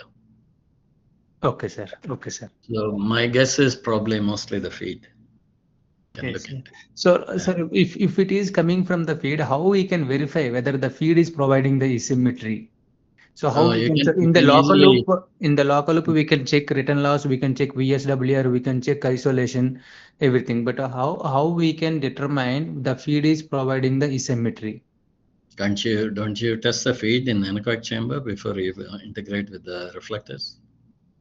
Okay, feed we have to test with the so how we can test the feed, sir, in chamber? You can test the anechoic chamber. You can test it. You can use the source. Okay, same like whatever the normal antennas we verify, like a feed horn we have to take, and it is the same. Okay. Use the whole feed assembly, including your mirrors and everything. Sure. Put in the anechoic chamber. Okay. And do two tests. One, of course, you do the far field itself. Yes, sir. The patterns, and then rotate the feed 180 degrees. Sure, sir. And then do it, because sometimes asymmetry will be coming from the range itself. Yes, sir. So just like that, there is no reflections from the range. So yes. Yeah, you can do that easily. Thank you. Thank you, sir. Thank you. Okay. So these are some, I think I'm coming to the end. These are some deployable mesh reflectors. Northrop Grumman, we have, which is a 12-meter antenna perimeter truss. And then Harris has a hoop truss type design where they support it in a different way by a truss structure rather than another mesh on the back. So that both are valid, and you can see the mesh is very, it has 10 OPI most cases for L band and S band. And right now they're developing for high frequencies, Ka band and EHF with 40 OPI openings per inch. So more dense mesh. And these are the loss versus, I don't want to go through. And I have a quick video here. I think after that, probably we can go through. T-minus 15 seconds. Green board. 10, 9, 8, 7, 6, 5, 4, 3, 2, 1. Start and liftoff of Delta II rocket with SMAC, making global observations of soil moisture for climate forecasting.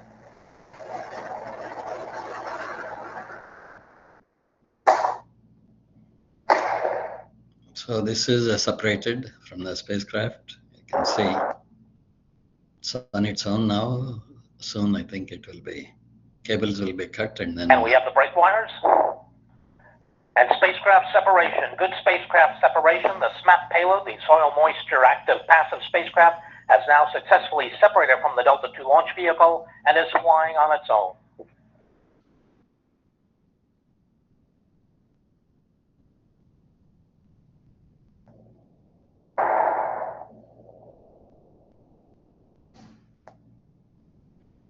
Now you can see how the reflector deployed. Now the solar panels are deployed. You can see the black here, that is the reflector stored before the launch. And you can see the deployment mechanism.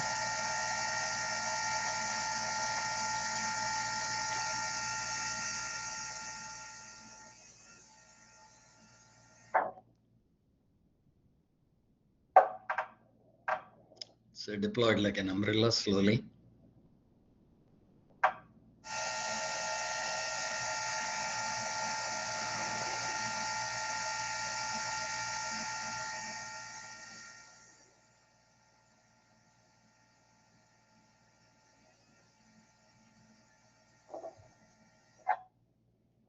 So once it's deployed, it spins at 15 RPM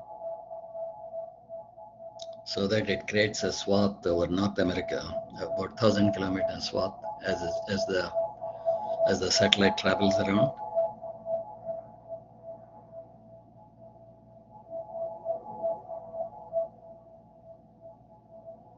You can see the swath there.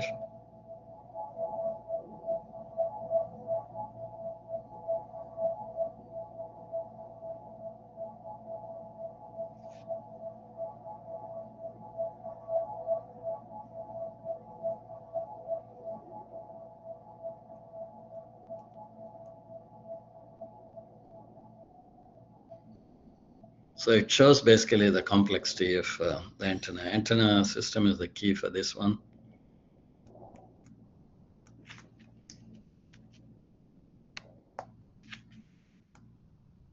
So I won't go through this. Is a shaped reflector, how you shape the surface of the reflector to change the shape on the ground to create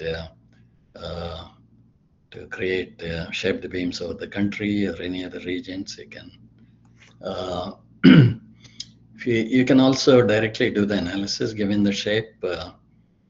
It's very easy, and you get very good agreement. So you can probably you can refer to one of the papers here, so you can get how to do the analysis. Shaped reflectors, graphite composite material, how it is built. Multiple beams, what is the advantage of multiple beams compared to one area beam? So you get narrow beams, so gain is more. And then multiple beams where you can reuse the frequency so that you are effectively use the spectrum by increasing 15 times. So there's 60 beams and 4 cell reuse. So 60 by 4, so 1 gigahertz bandwidth will create 15 gigahertz bandwidth. So that's where you get the capacity together with the gain of the individual spot beams. So these systems can go up to 1 terabits, or actually systems are there beyond 1 terabits versus 10 gigabits compared to these shaped systems for high capacity satellites. These are mainly working at K and K bands. These are spot beams for direct broadcast satellite. First thing we developed in late 1990s. I think first shaped beam, multi-beam satellite for direct broadcast we developed for DTV, direct TV. So to mainly broadcast the local channels across different cities across US, New York, which has the highest capacity, and Los Angeles, second highest capacity. So initial requirement came about 100 designated market areas, but a total about 219. And people started analyzing this through software, and after several months they couldn't get optimal, so they came to us at that time working at Boeing, and we gave them the solutions by using a Gaussian beam analysis quickly within 2 weeks, and we covered all 219 DMAs. So everything is covered with these beams. So high reuse of frequency. So they're happy and gave the contract, and we delivered the payload in 18 months. So these are for the ground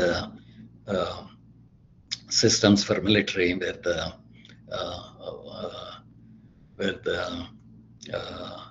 military people can carry it on their suitcases and deploy it quickly.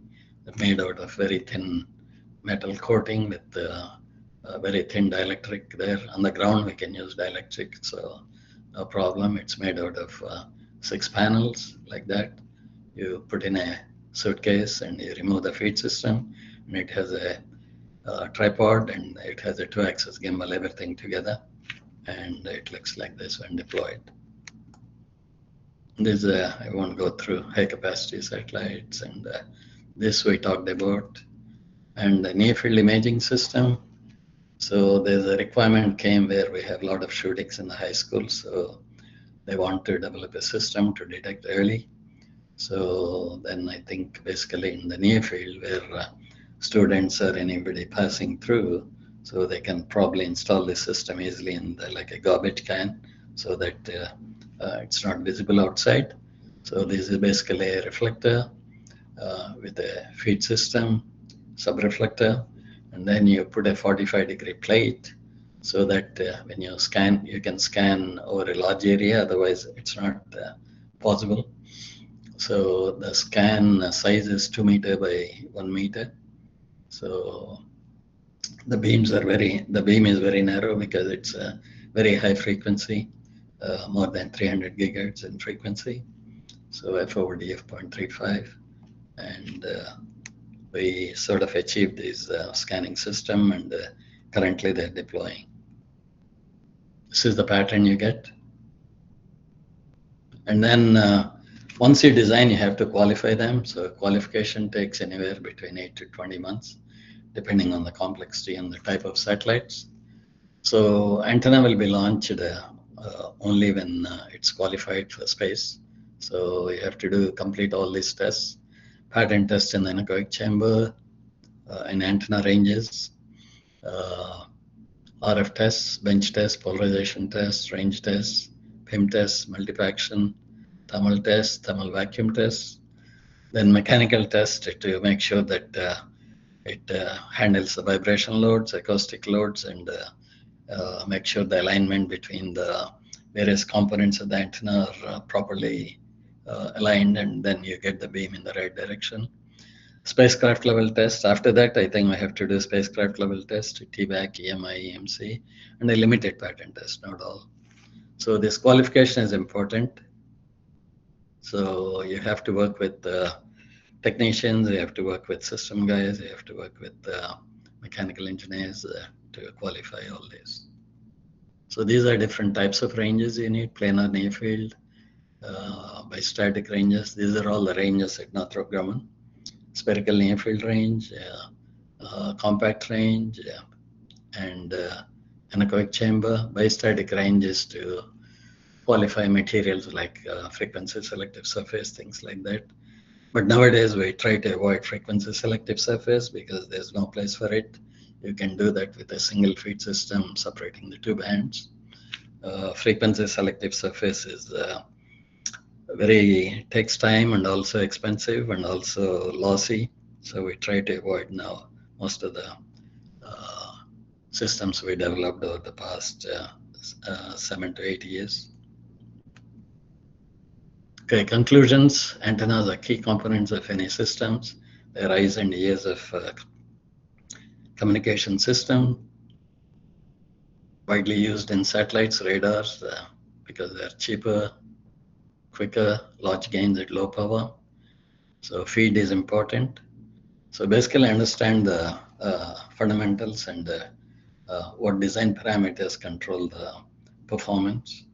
So approximate analysis is important for antenna engineers. You're not an antenna engineer if you can't do the approximate analysis and give the gain values or etc. very quickly, maybe within minutes. So that of course takes some experience. I'm not saying you should be able to do now. Most of the academicians are unaware of the approximate analysis, and I'm not saying just it is throughout the world. That's a phenomenon. So they don't understand the need for approximate analysis, and if you're in the industry, you need that. And the way they design is through repeated analysis, which takes months and months, whereas you can design within hours, actually, if you use the approximate analysis like Gaussian beam analysis. So reflector antennas and horn antennas are essential part of antenna course. It's not taught and researched much in India and also outside as well. I'm not saying just in India.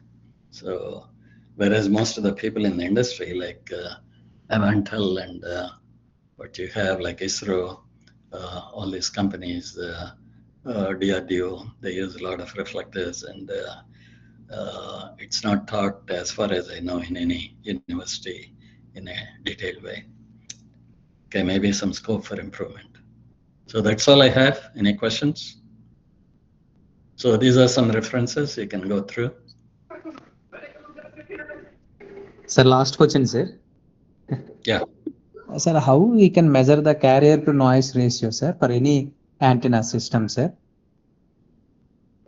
Carrier to noise ratio, you don't measure directly, but you have to do it through measuring the gain, measuring the losses, measuring the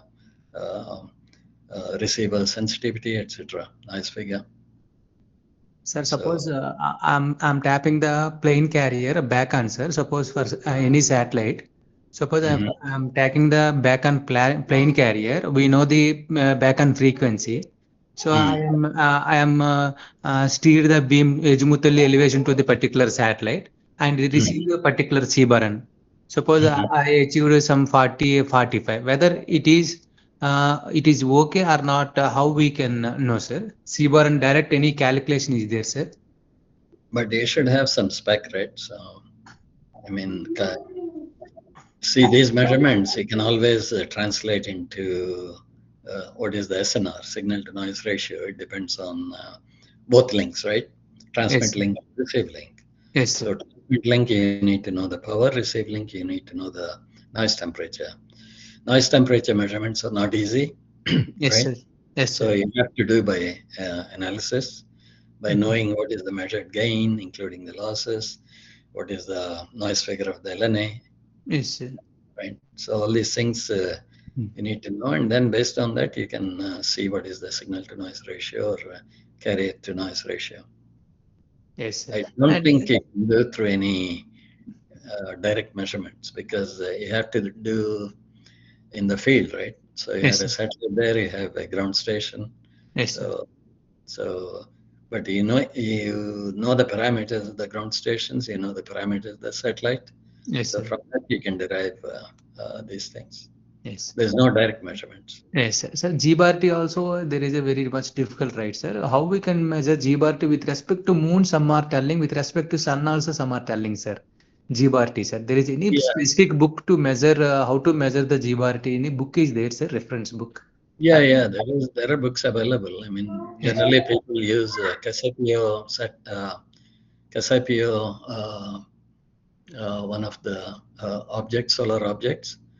So because through that, I think it goes through the Earth by 2 or 3 times a day.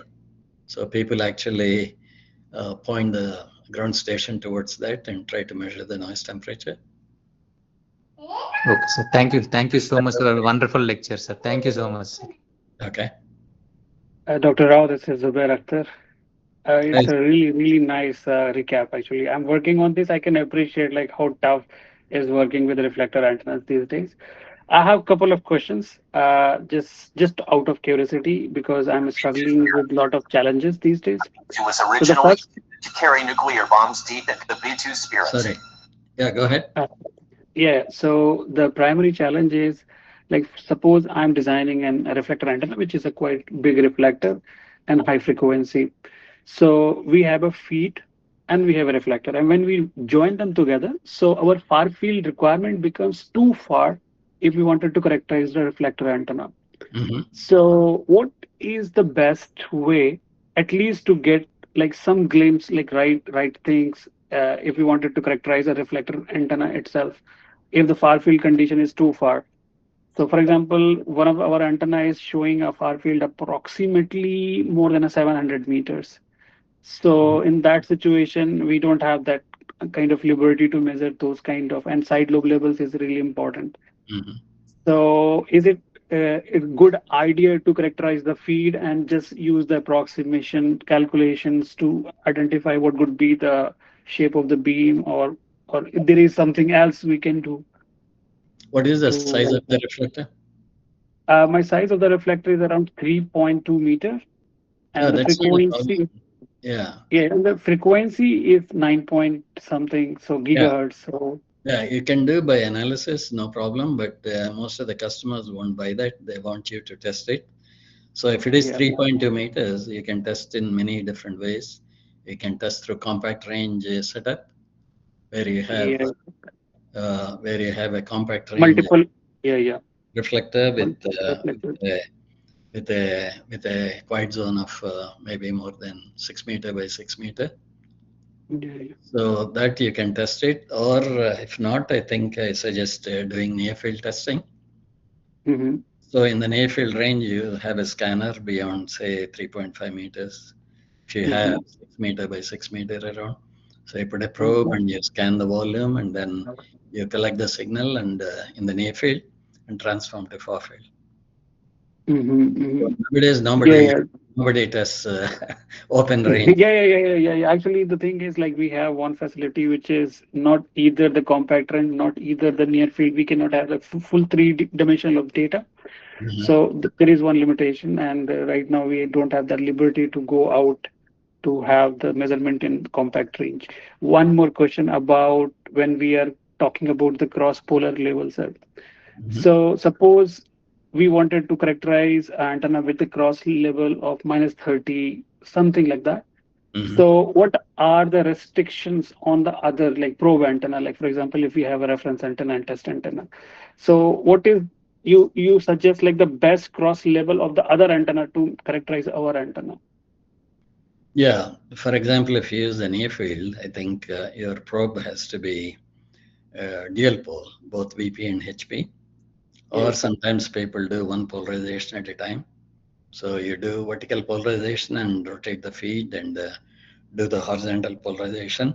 And when you do that, I think your isolation between the two polarizations is very important, right? So if you use a single feed with two probes and you switch between them, between VP and HP, or LCP and RCP, then the isolation between them should be very good, right?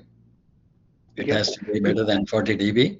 And if you do the single polarized feed like VP, and then you rotate 90 degrees to get the HP, then your rotation has to be exactly 90 degrees. Otherwise, you introduce cross pole, right?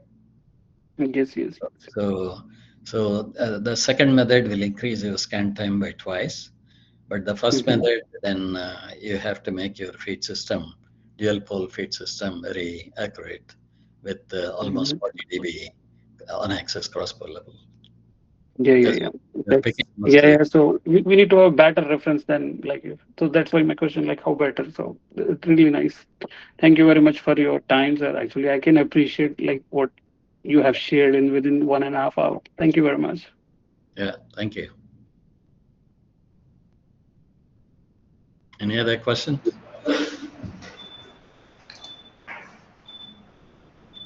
If not, I'll show this video. But as Srinivas sir, please ask sir. Nuclear bombs deep in Soviet territory if the Cold War had ever turned hot. Its shape, paired with the plane's stealth systems, would enable it to be undetected by Soviet radars. The B-2's long range meant it could fly deep into enemy territory and return home. With the collapse of the Soviet Union and the end of the Cold War, the B-2 has been used as a conventional bomber. It made its combat debut during the Kosovo War in 1999 and has since flown sorties in Afghanistan, Iraq, and Libya. More recently, the B-2 has been placed in bases in the Pacific as part of a strategy to deal with potential threats from North Korea. Here's why it's one of the most feared aircraft in the world. The B-2 bomber was shown to the public for the first time in 1988, just before the end of the Cold War. Its stealth capabilities were virtually unmatched.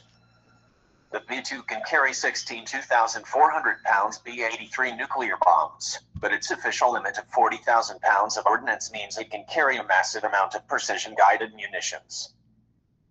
The B-2 has a max range of 6,900 miles on a single tank, but aerial refueling can keep the bomber up indefinitely. On one bombing mission, two B-2s flew a 34-hour round-trip mission from Missouri to Libya and were refueled in the air 15 times. Each of the current 20 B-2s in service are named after estates. Here, the Spirits of New York can be seen at the British Royal International Air Tattoo in July of 2012. The B-2 is a flying wing aircraft, so it has no fuselage or tail. This means it has low drag, high structural efficiency, and generates more lift than other fixed-wing aircraft. The B-2's max speed is Mach 0.95, or 630 miles per hour. Okay, that's just to show that B-2 bomber, which is designed and developed by Northrop Grumman, and there are about 32 antennas on this, so each with the different things. So I had some contribution, maybe minor, to locate these antennas so that there's no interference between them.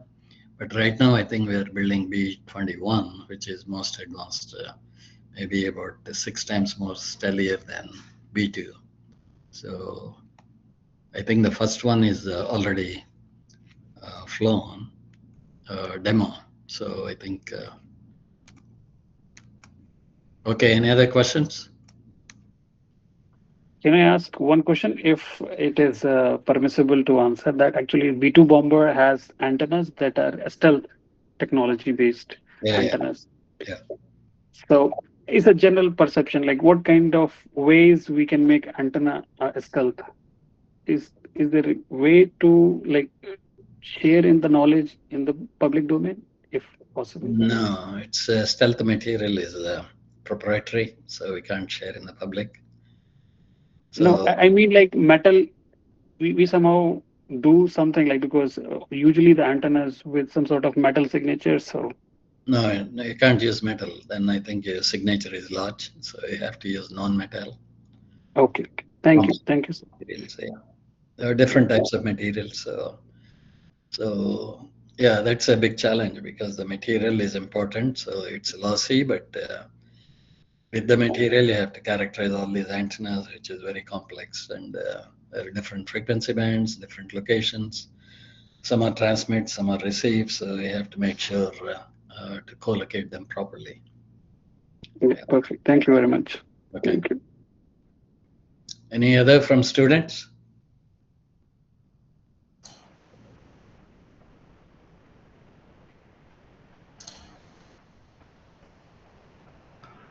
Okay, it's 10:30, sir, here. Probably students getting ready for tomorrow's class. Did you take the attendance? Yeah. I'm taking the attendance. Sir, one small question, sir, Samir sir. Sir, will you please suggest any material for aircraft blade antennas, sir, for radome material, sir?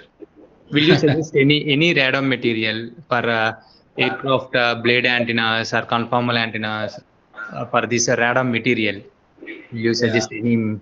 Yeah, that's also comes as part of the stealth thing, but the blade antennas are also, you have to use some stealth material because radars cannot detect those. You don't want the radars to detect them, though they're communication purposes, but it's also a lot of structural. Most of them I can say is monopoles. So different shapes, but because bandwidth is very large, so you have to meet those bandwidth requirements. And also VHF, so you have to meet a certain gain and other things. The material part is classified, though some I think uses commercial, but you can't say that. Okay. Thank you, sir. Great, sir. Okay, sir. Then we can conclude this session, class number 8, and all the students have joined, and we are very happy to have people from external participants other than the interns and the students who have registered for the internship. So it's a great opportunity. That's the reason why we have made this class open to everyone. And definitely in future, if you find this kind of lectures as a part of this internship, we'll keep it open to all, just like this, with the permission from Rao sir. So can you take a picture? Can you take a video? Yeah. So can anyone? I request everyone to switch on their video. Switch on the video. Yeah.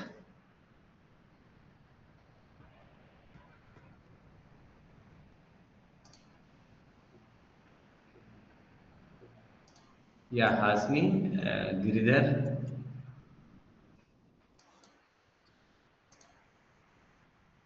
Yeah, thank you very much. I have taken few screenshots, sir. Okay. I'll share. Yeah, I have already shared one in the RF group. So yeah, hi Vamsi. Yeah. So hi sir, Zubair sir, and so hope we'll meet once again in June in MAMS 2026.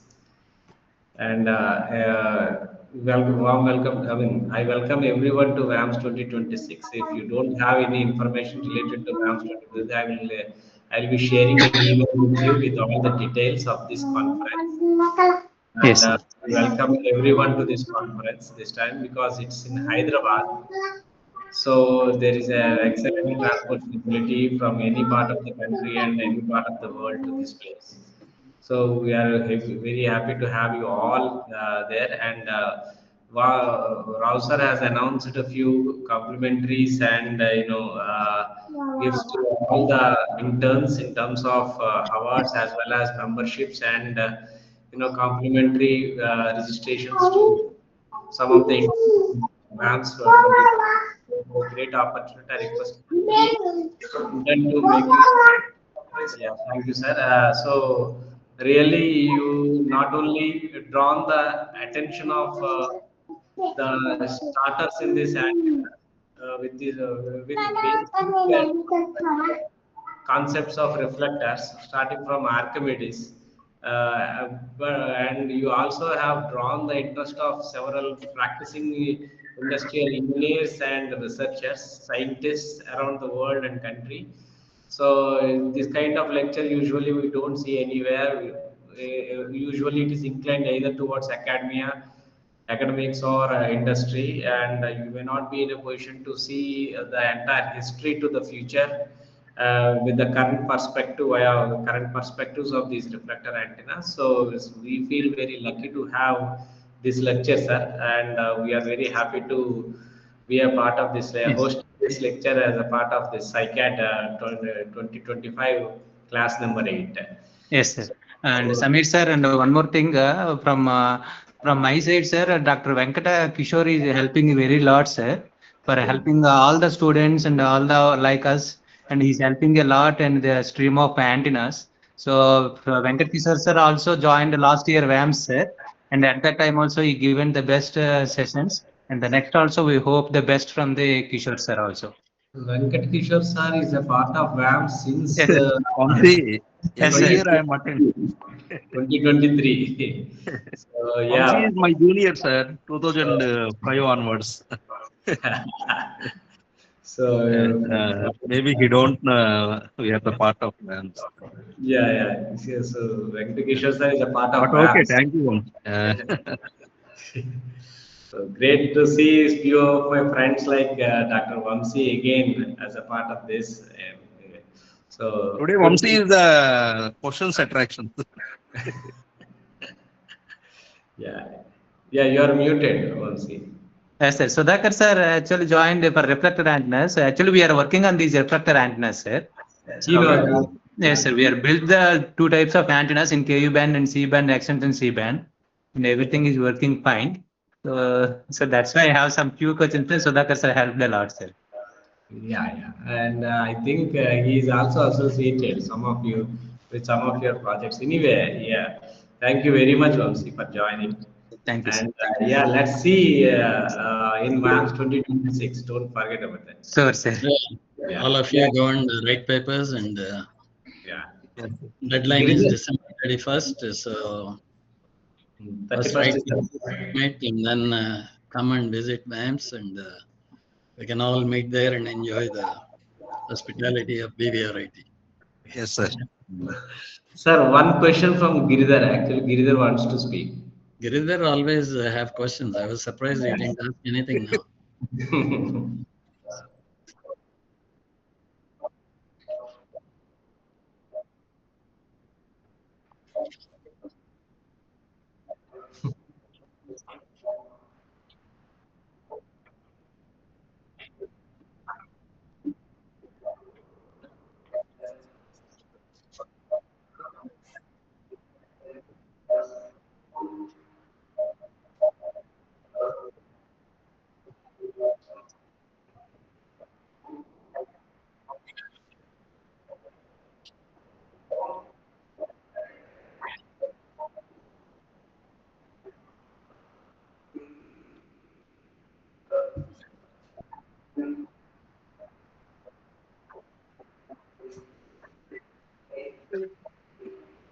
No, anti-jamming is different from stealth.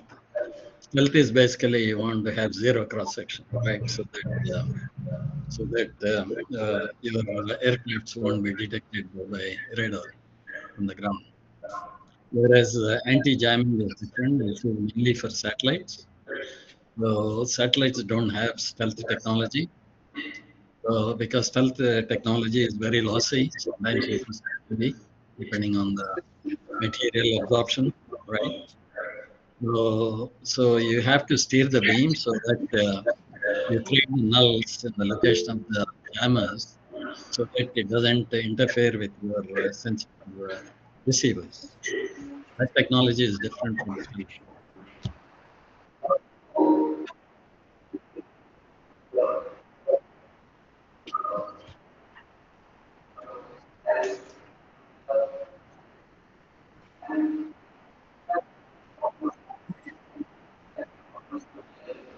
Well, for stealth, you want to absorb most of the signal, right? So 10 dB level, so you have to use non-metallic, basically absorbing material to sort of absorbs most of the energy. It doesn't go inside the aircraft and spoil the sensitive parts of the aircraft. So you take the loss to become more stealthy, but you design the antenna in such a way you still have the communication channels working. Okay. So Vijay, sir, we have time. 2 more minutes. Yeah. Yeah, Vijay Akula wants to speak. Actually. Hello, sir. Thank you so much for this insightful session. So I just want to know your opinion on 3D printed metals as a reflector antennas in SATCOM applications. Is this like 3D printed metals can be used as a reflector antennas in SATCOM? Is it a like feasible thing? It's feasible, but depends. Mostly the 3D manufacturing technology is mainly for the feeds, because currently, if you want to print metal, the size is limited. Machine size is Yeah, about yeah. 30 inch by 20 inch by 20 inch or something. So Okay. for that, I think if you want to build a large reflectors, you cannot do the 3D printing. But you don't need 3D printing. You can do stamping, or you can do some other means where you can reduce the cost. So you basically have a mold and you put metal, you stamp it, type it forms whatever the shape of the mold is, which is basically the reflector shape. So that's the cheapest method. You Okay. don't 3D print reflectors, you 3D print the feed systems. Okay. Got that. Thank you, sir. Yeah. Thank you so much. You're from? I'm from TU Munich. Actually, I met you during INCAP 2019, Ahmedabad. I got best student Sudhakar, best student Oh, paper okay. award. Yeah, Student of BVRIT, I believe. Right? yeah. I'm student of BVRT.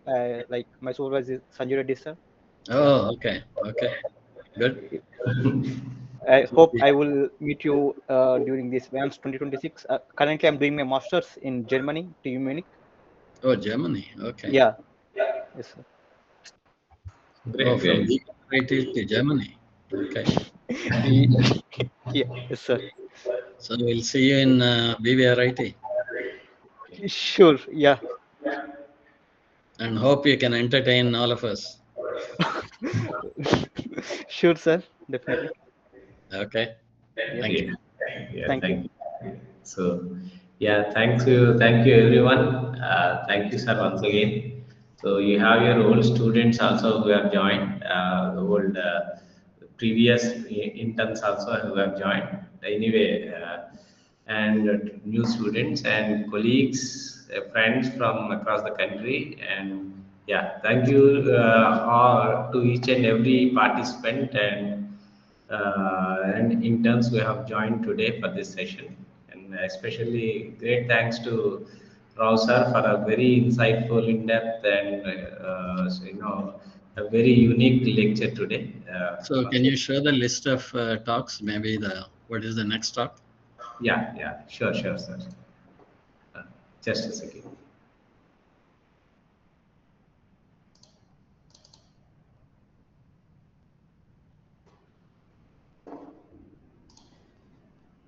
Yeah, can I share the screen? Yeah. Okay.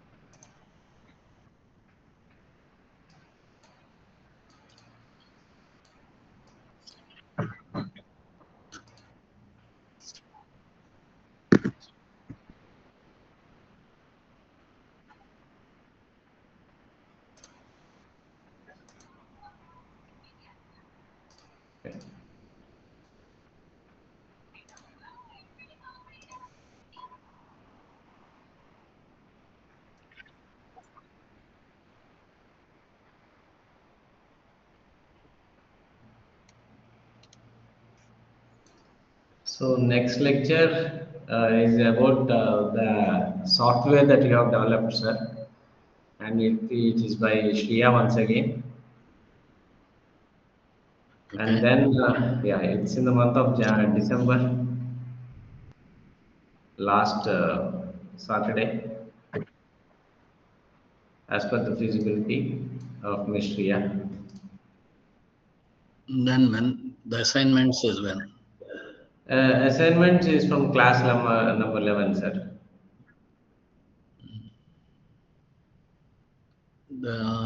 No, maybe we should switch between 10 and 11 because it will take some time for the assignments. Okay. Maybe after 9, I think I can put assignments. Sure, sir. Yeah, I will communicate this to the students. Okay. Yeah. So you want me to switch between 10 and 11? Yeah. Okay, sir. We'll do that. Okay. Yeah. Okay. Thank you all. Yeah. Thank you, sir. Thank you very much once again. Okay. Bye. Thank you, everyone. Bye. Good night. Good morning. Bye, sir.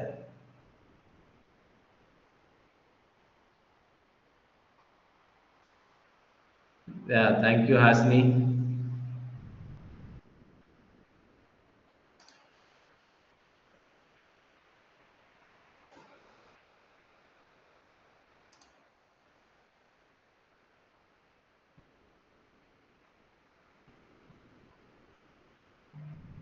Yeah, who's this Golboni?